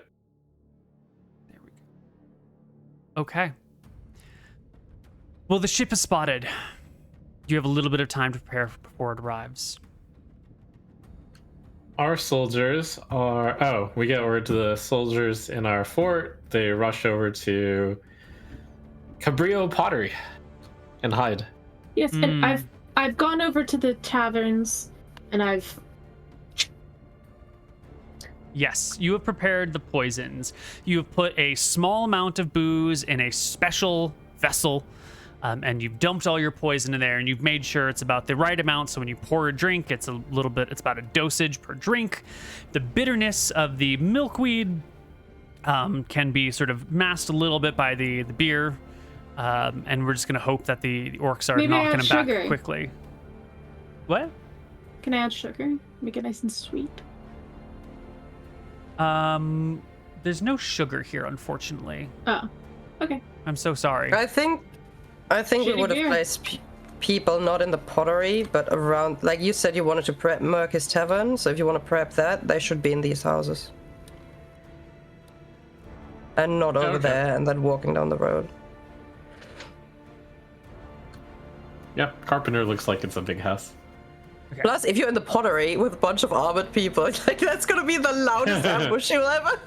It's like very loud ambush. Yeah. I don't know. Okay. So in the places near Murky's Tavern, but not actually But yeah, okay, I think I Well, understand. we can be there, I guess. Yeah. No, we can be in perfect. the tavern ourselves. Perfect. Okay. That's all coming together. I'm just looking at my tokens. Who is Did you- our appropriate? Yes? What? Did you... I was asking Feyama. Did you... Elaine, rather. Were we starting in Murky's Tavern? Is that where you wanted us to be? I think so. If we walk around town in armor and shield, it's going to be suspicious. Okay, then we'll just be in Murky's Tavern, you know, relaxing. In armor or without armor? Well, Vincent doesn't need armor. He's not very suspicious. I can You take are one off. tiny. I'm gonna just be bundled up in the back somewhere, I guess. There's a back room in every tavern, so, you know, I can be there in a fat cloak. Yeah, hey, I can... And Vordran can literally pretend to be a bouncer, right? I don't know He if has it's leather, normally like- a bouncer. No, there's no Ooh. back room in the tavern. Unfortunately, But- there's no back room, but you can hang out in the backyard or something. How does that even work? Like a tavern without a back room? Well, they just store all of their booze in the middle of the bartender island, Oh my god. and they don't need an office because they're civilized. Alright then. Okay. 2 doors, yeah? Is that correct? I count 2 doors, lots of windows. Okay. All right. Could I Shoot. pretend to be a barkeeper this day? I feel like if they try and order something else, like, oh, we want a gin and tonic on ice, I can be like, okay. I'll go for Yes, there's no ice, and there's no gin, and there's no tonic. But yes, you can be a bartender. These are sad, sad times where the only drinks available are what are locally produced or maybe some expensive imported things. So whatever they make here in town is what people will be drinking. And there's no ice because there's no refrigeration. For sure, for sure. Bummer. Okay, then the three I of just us want to can be able in- to, like, individually spike drinks if I have to. Of course, yeah. But that does mean that you're not going to be wearing any armor. I don't think I was gonna be able to anyways. Perfect. To not be suspicious. Perfect. Okay, the three of us will be in a corner with armor, drinking. In the corner of the tavern? Yeah. Right? That should be fine. Yeah. It's fine. Hang out in the tavern. I don't know. I feel about like that's suspicious. Yep. You've had a weird meeting. You've come off the boat. A weird little goblin instead of the normal thing. You go into the tavern. 3 cloaked people in the corner. Three cloaked people with fat armor on. I mean, 2 technically. You could still go invisible though. You were gonna do it for the first plan. That's You true. could do it for the second. You have prepped 3 invisibilities today.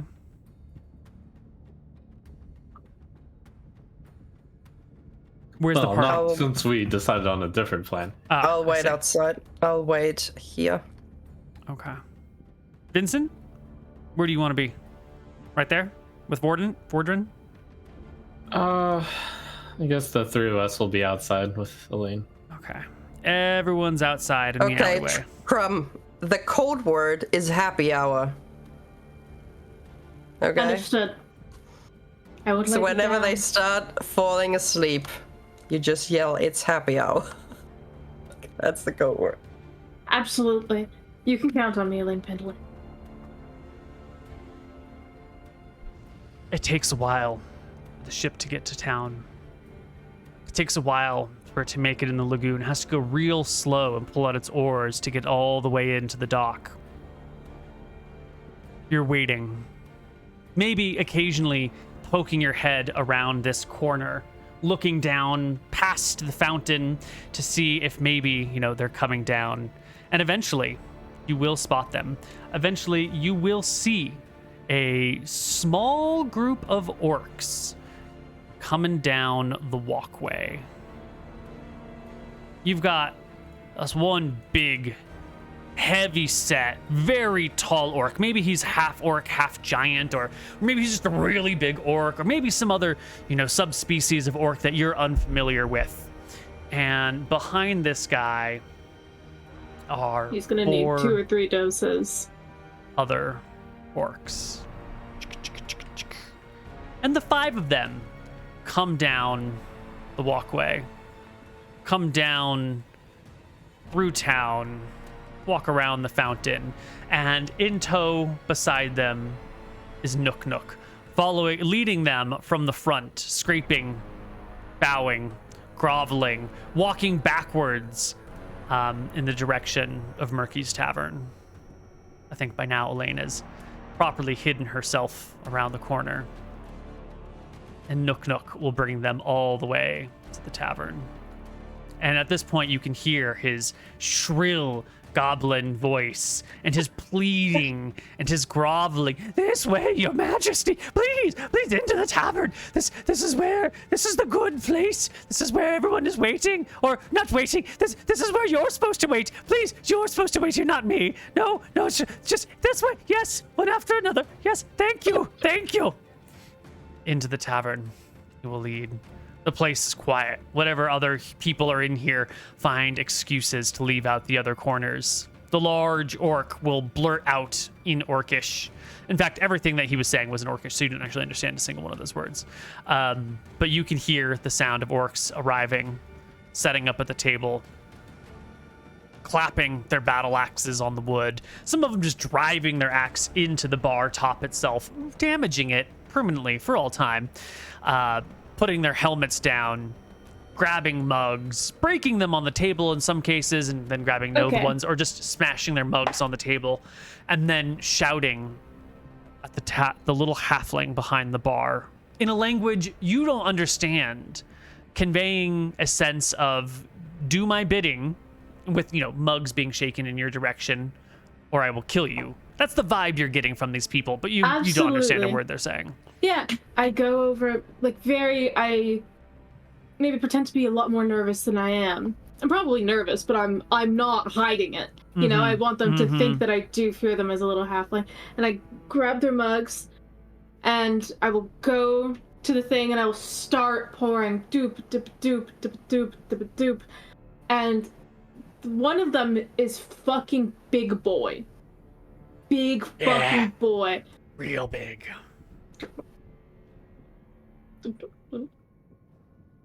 You know what I'm implying here. You're putting poison in the drinks. The poison drink in the cups, right? Yes, but Yeah. also the big boy needs a little something extra. I don't understand. Well, the beer's already spiked. She's putting extra poison in that particular orc's drink. Yeah, because I Ah. know that with poison, Right. depending on the size, Right. they need to be dosed differently. Correct. So the big boy, I'm dosing him a little more. Right. You need 3 doses for a large creature to have the same Yeah. effectiveness. Excellent. I have The some orcs left over. Yeah. will take the drinks. Good. And they will begin to sip at them. And they will shout and cry out at one another in their orcish tongue. And they will look at you, little halfling, with despisingment? Despicity? Disposition? Despise? Oh, Yeah, but you would despise someone, you would look at them with despisement Disgust. in your eyes? Disdain. Disdain. That's a good enough word for me. I love it. Yeah. And they shout at you. They point a dagger at you. But you don't know what they're saying. I'm going nook ram, saying I'm so sorry, I hope that you're alright. Give me you're a cute, innocent little halfling. No one would ever expect you of doing anything wrong. You're the perfect bait to be the bartender, because halflings are so underrated all the time. So why don't you give me a pair of charisma checks here, and do well, please. Make it easy. Don't have Christmas my worst score. What am I supposed to do here? Oh my god. Just roll well. Roll well. You've been rolling poorly all session. That's why you made it. Oh my Great. god. Look at that, you did great. You rolled an 18 job. and a 1. Thank Great God you job. got to roll 2. Yeah. Yeah, no, actually, oof. You're The bowing, nat one would have fucking got me. the bowing, the scraping, the big eyes, the small stature. They order a second round. Great. I fucking feel that. Keep on drinking, boys. 2 doses, which is what these people all get by the time it begins to set in, decreases. Except the big one got the DC 6. by 5. Yes. Yes. So the orcs are going to get some saving throws right here as the poisons begin to set in. They need a 26 to not fall asleep. So here we go. 4 regular orcs. 1 falls asleep very quickly. 2 is going to fall asleep. 3 is going to pass. 4 is going to pass. And the big one is going to fall asleep because he needed a 26. So they're drinking. They're sloshing. They're excited. One of them just conks out. And the others begin to laugh. And the one sitting next to him begins to shove him on the shoulder. And then the orc just falls off his chair and hits the ground, which is hilarious, until this other orc over here. Moments later, his head hits the table and he conks out, and his neighbor shoves him and shakes him, and he falls to the ground unconscious as well. And it's at this point that the other remaining orcs are suspicious, because 2 of their fellow, if one person drinks too quickly and then passes out for some reason, that's kind of funny. But he only had the 2 drinks.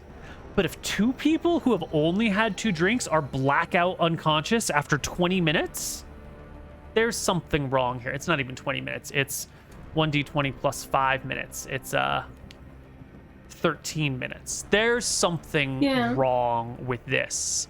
And so the remaining orcs push their drinks back and stand up. And as they stand... Memento. No.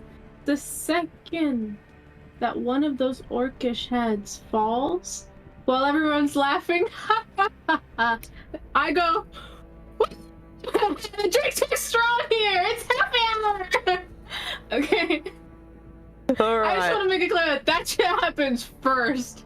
I do not wait for everyone to And then I look embarrassed and flushed, and then I go back to cleaning. Okay, but Okay. I think that you get to do that as the second one falls, because you didn't interrupt me when the first one fell down. You waited to see what just all their felt actions bad. were.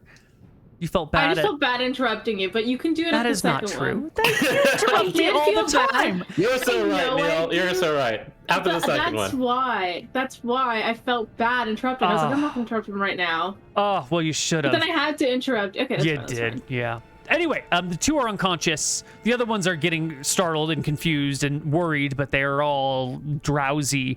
And you call happy hour. It's happy hour time, not it's human time.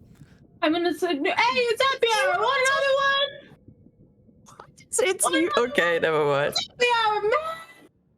And with that, All right. the battle We can roll be for engaged. initiative? Absolutely. Excellent. Okay. I'm scared. You're fine.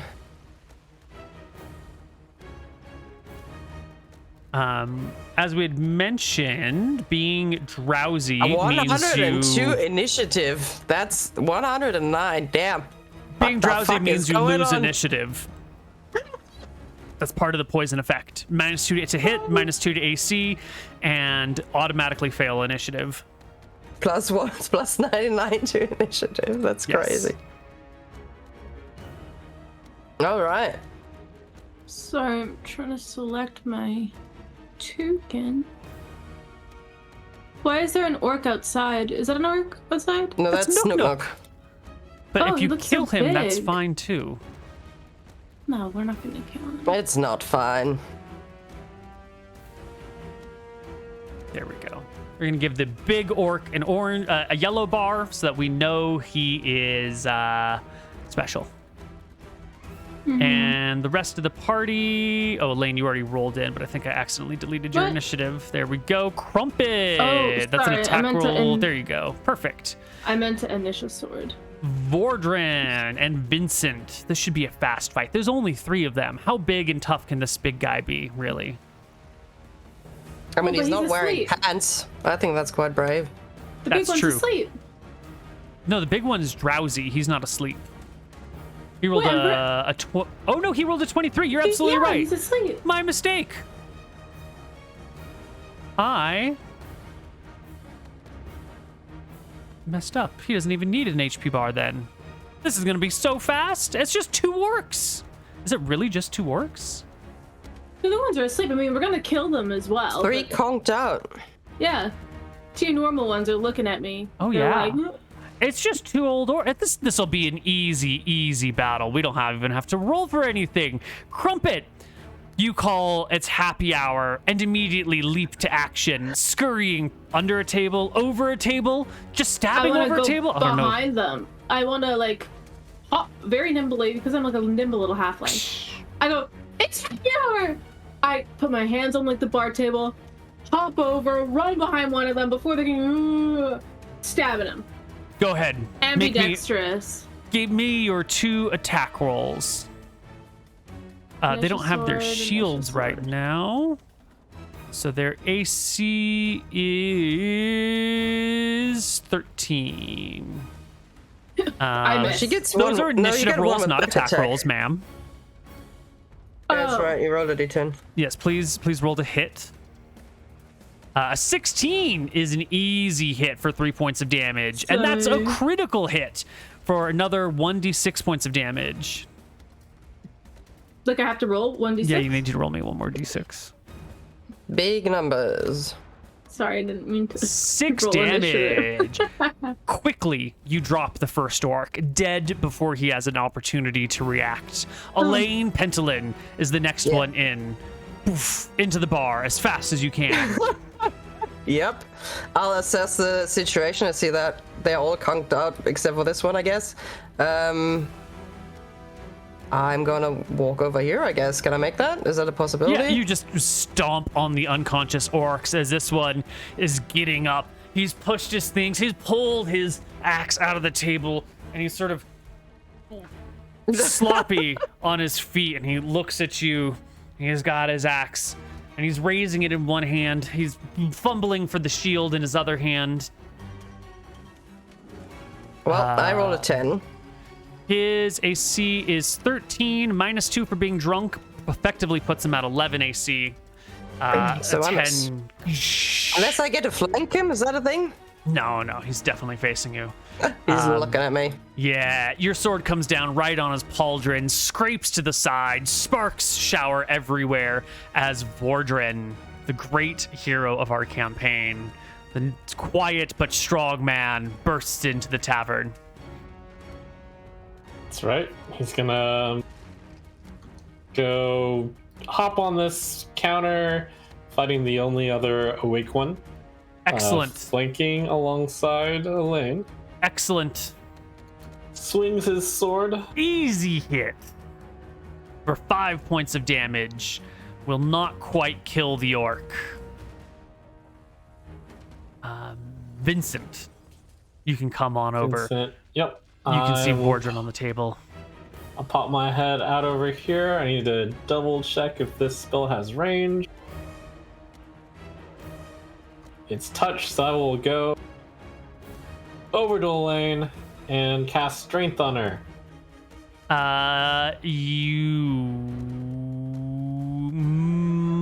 Yeah, go ahead. It's fine. Okay.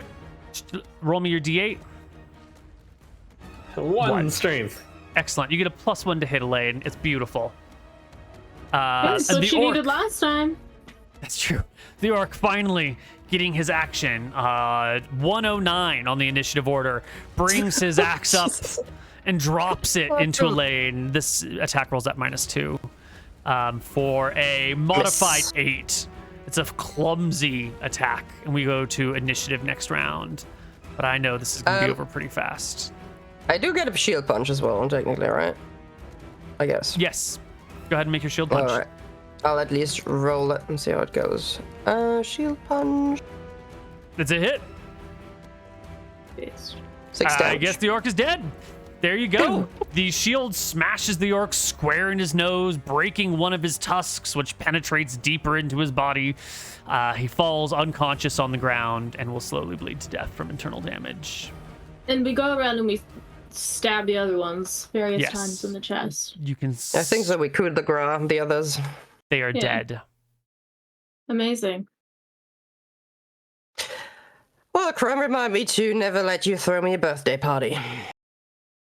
Don't worry. The drinks at your birthday party will be much better than these. So, all right. I could spike them, but with the fun stuff, not this stuff. Just kidding. I'd never do that to you, Lane. Nook will poke his head in. Is it safe? Oh. It's safe. Come on in, Nook. Oh. What is with the others from the ship? How many more are there? There's just one. One on Guarding the the boat. ship? Yes, just the one on the ship. They only sent 6 orcs on the ship? Maybe I miscounted them, Master. I'm so It's sorry. fine. Don't worry. No, Don't worry. I will go count them again. No, stay here. I'll say, Nook. You did well. You stay here. You stay safe. I'll say. Well, there might be more than one. Well, then we will handle it. Okay? It's okay. Don't worry. Can we see the ship from where we are? If you poke your head out the building and look down the pathway, absolutely. But not from within the building. Is there like Yeah. are there any orcs on the top? No. You do see one orc hanging out on the far side of the dock, just kind of standing there. Okay, Vincent, I mean, he can't do it by himself. Yeah, I'll make a judgment call on whether or not that ship can be sailed with 6 orcs. No. There's no way that ship could be sailed with just 6 people. The rowers alone that you would need to navigate that ship in here, plus the people that you'd need to fold and unfurl sails and everything. I mean, maybe you could do the sailing part with just 6 orcs. But the rowing, definitely not. You'd need way more than that. Unless they have drum technology. Okay, They could Nook, be under the shed. Nook, you need to go invite more orcs to the tavern. Well, we need to clean the tavern first. Yeah. I don't. Vordren is dragging one of the bodies out to that little dolphin garden. Oh, the dolphin garden over here? Yes. Yes, the beautiful dolphin garden. All right, the corpses can be brought to the dolphin garden. Hidden away. That's Elaine. That's not an orc. There we go. Excellent. Now that they're all gone, you send Nook Nook back to invite the others. And we tell him to fucking count this time. Yeah, of course. I'm so sorry. I'm so sorry. I didn't do a good enough job. Shut it, Nook Nook. I'm kidding. I never said. Well, down the walkway, Nook Nook goes. He'll get all the way to the ship. And he'll talk to the orc on the dock. And you can see, I'm assuming Elaine is poking her head out watching all of this, that he goes up to the dock, bowing and scraping and probably doing his regular goblin nonsense. And the orc responds by pushing little Nook Nook and then just shoving him off the dock into the water and then maintaining his position on the boat. Not killing Nook Nook, not chasing after him, just sort of like stupid goblin into the water and then maintains his position. He can't swim. You have no idea. Who cares? It's only a goblin. It's only Nook Nook. I can't see. So Well, I'm gonna say, let me think for a second. I have my armor on, so I can't save him. I'll look in and I'll say, did you take swimming or not, Crumb? Can you swim, Crumb? Well, that's it then. I'm in armor. I can't take that off fast enough. How long does it take in your world for somebody to drown, Neal? You get 1/3 your con and number of rounds that you can hold your breath. But then whether or not you drown, you know, if you were just dumped into the open ocean, he could tread water for a short period of time and eventually he would just get tired and then drown in 3 rounds-ish, 2 to 3 rounds. If he's struggling, that time is halved. But, you know, right next to the dock, there's pylons, there's piers. Maybe he's just holding on to one of the pylons on the pier. Maybe Nook Nook knows how to swim. I think you should just make us invisible. Just make me invisible. That's fine. I didn't prepare invisibility today. What? I thought you had 3 of them. What happened to that? We went with the direct approach instead. Oh boy. And what about the part where we then afterwards would invade the ship? Oh, I thought we were just getting on the ship at that point. Can we tell some of the townsfolk, like, it doesn't matter. These people are not leaving the ship anyways. We have to get on the ship. We have to get there, whether we save Nook Nook or not, we're going. So there's only one we don't have invisibility. We just have, we didn't know it. We didn't need it. Let's just rush the ship. Can I grab the barrel of beer and come with it? No, it's way too big. Just leave it. Yeah, it's like 100-something pounds. But no, the small barrel that only had enough liquid and poison for the people that you were expecting to poison here is actually, it's a smaller barrel with less material because you didn't want to, you know, dump your poison into a huge barrel of beer. It would dilute it too much. So you've got like a 30-pound barrel with some fluids in it that you could still take with you if you wanted to haul it around, Crumb. I could show up there with some beer, put down the barrel, save Nook Nook, also bring the beer up, pretend like hello, I'm here to bring you beer. I mean, you can try if you want. I'm a merchant. He'll probably kick me and say, I don't care if you're a merchant, I'm taking this now. But you'll have to be fast because he will be drowning very quickly. I don't know why anyone's trying to save him. This is like a snap. I'm just saying, like, if you want to do that, that has to be real quick because otherwise he'll be dead. If he is drowning at all. There should be ropes around there, so who knows? Okay, I feel like I'm should be dog pedaling. I grabbed the barrel and I'm running. All right. Fucking goblin. Comes down. I don't even care about goblins. Come on. So, I think I'm also going to be approaching, but I'm not going to barrel down the road like that, you know. Okay. I feel like we should take a smart approach because if we just group of 5 barreling down the road. By the time we get to the ship, there's nobody going to be left. So I'll like walk through the gardens here and then approach from this side. So Lane is taking the scenic route. Crumpet is running with the barrel as fast as she can. Meanwhile, Vordren and Vincent are casually strolling or running. We gotta report that there's just one guy. We'll run. Run. Excellent. Okay. You will then quickly outpace the halfling who's carrying the beer barrel, who expected to get there first, and instead, because she's so small, will get there not first. The two of you will see an orc hanging out on the dock, and Vordren has armor and is running towards the orc, and so the orc, who sees the two of you coming, is... I'll shout to Vordren, quick, we need to save someone who fell in the water. Get the rope. And I look around for the goblin. Yeah, you can get to the area, and you can see little Nook clinging for dear life onto one of the muscle-laden pylons of the pier that drives into the water, going up and down with the waves, but still clutching onto the side. But the orc, who sees the two of you coming, one of you in armor, is going to quickly get onto the boat, because he's got time to watch you come, and pull the gangplank back over onto their side of the boat, and shout at you, yelling at you, probably obscenities in the orcish tongue. Vordren throws a rope at Nook.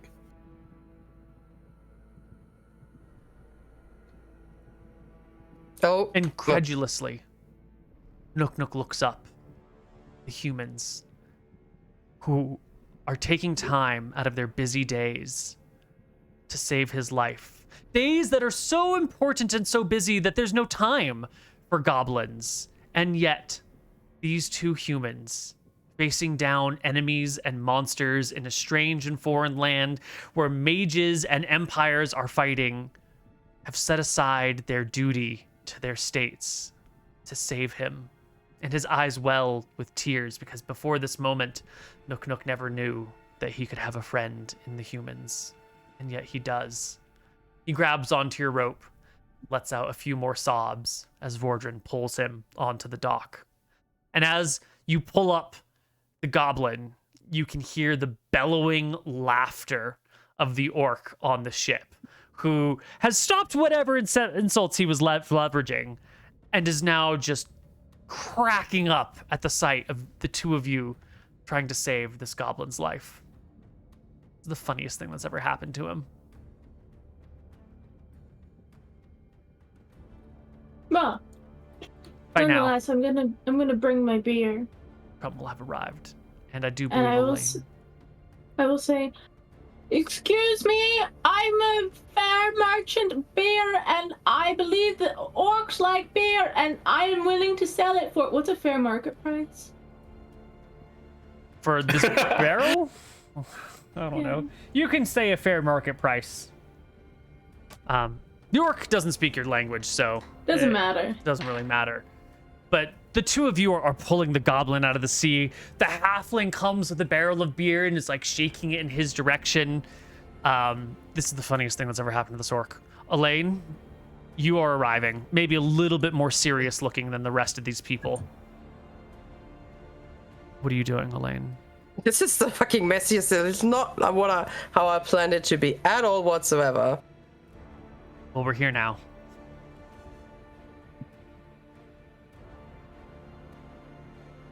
Well, I don't think I'll be arriving like that. I think I'll be over here. Okay. Well then, if that's the case, Vordren and Vincent, now that you have saved Nook's life, now that the goblin is back, what are the two of you doing? Well, I look at the gangplank which has been pulled out. I see the orc laughing, and It's only like a 4-foot gap between the dock and the ship, you know? Like, you could it'd be a die roll to throw yourself onto the boat or to throw Vordren on the boat. But in theory, it could be done. If you miss, you fall into the water. I don't think that we need to take the risk, so I will Just me and Vordran will help lead Nook Nook over to the warehouse. Excellent. I have very good beer. There's 5 copper, please. I have very good beer. Good merchant, sirs, please. I have very good beer. Oh, it's such good beer. The orc ignores the halfling. I go like that. He seems done with his chuckling because he has noticed Elaine, right? You put yourself over in this area, kind of off to the side. He comes walks to the... Yes. Oh, you want to be all the way behind the building? Okay. Well, I don't want to be seen. That's why I'm standing here. Got it. Well, Like, that the was the token whole was idea. one off, so I didn't know what your positioning was. But if you're Yeah, there, I that's figured fine. this is the... Yes, I did not want to be seen and part of the armored group. That's why I didn't say anything Perfect. to Okay. them. Well then, I guess the orc will put the gangplank back over and walk down the gangplank and down the pier, and put a foot on the halfling's chest and push the halfling away while he takes Oh my God, not the in the barrel water. just away. Okay. That's for the moment, it's down the dock. And he'll take out the barrel, pull out the cork or turn it or whatever. However you activate the barrel to pour, he will do so and take a big swig. Activate barrel. And I will be scared. I'll be like, oh, it's 5 pence for the barrel, sir. It's 5 pence. It's 5, 1, 2, 3, 4, 5. Oh, 1, 2, 3, 4, 5. Copper, copper, We'll take a drink. Is it? We'll set it Is down. it dark, Neal? No, it's like 3 in the afternoon. Okay.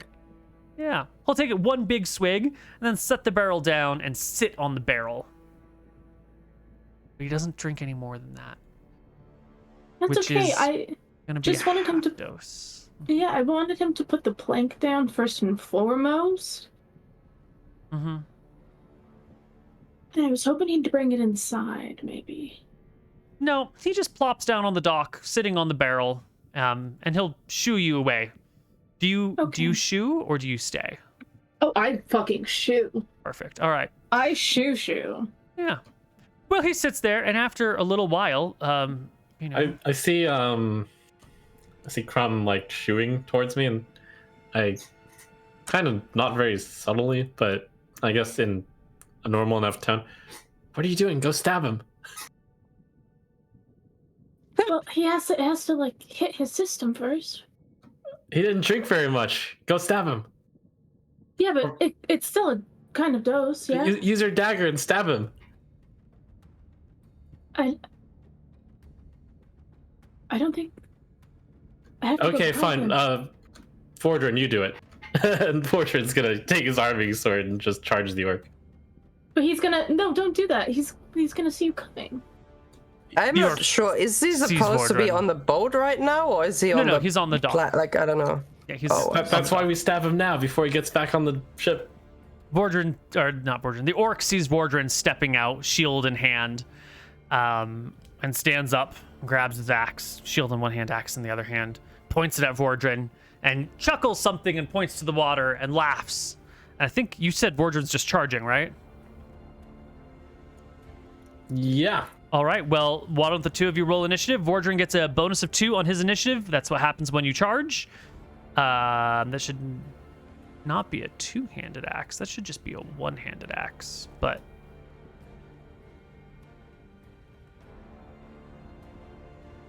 that should only be that should be 3 less. So that should be an 8. And Vordran has a 9, but he has a bonus of 2 because he is charging. So Vordran will go first before the orc can ready his attack. Please make me roll to hit, Vordran.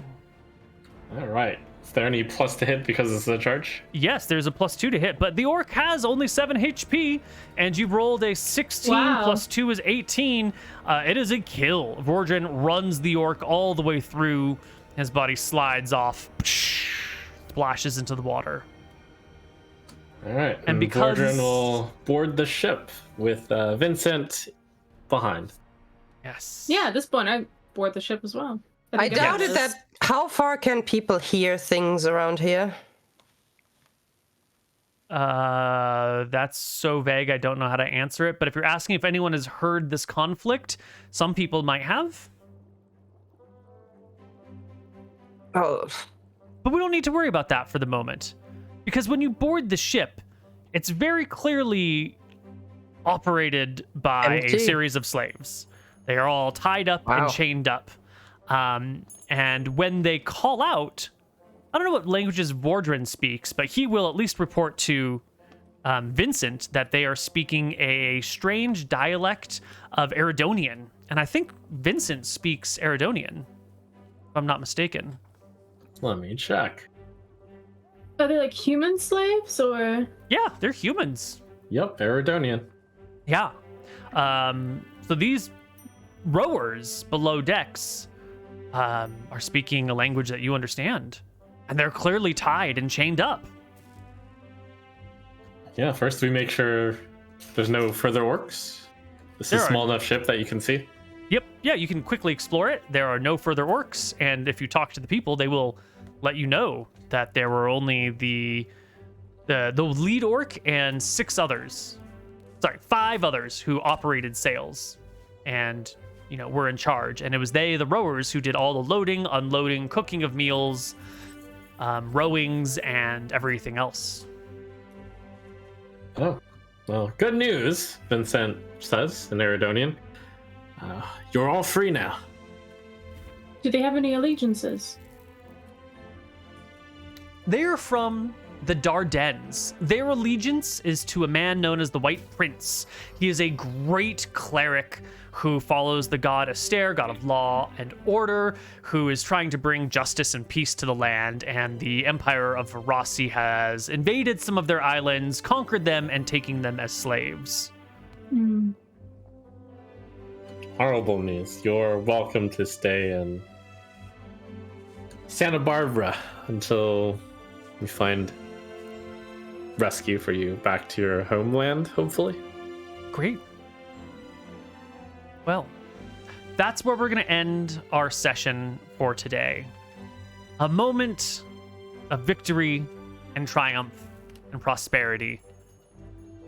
But somewhere out there in the jungle is Lady Geraldine Silverworth, a supposedly powerful spellcaster, along with Mach Tarok, a supposedly powerful warrior, and at least 20 orcs.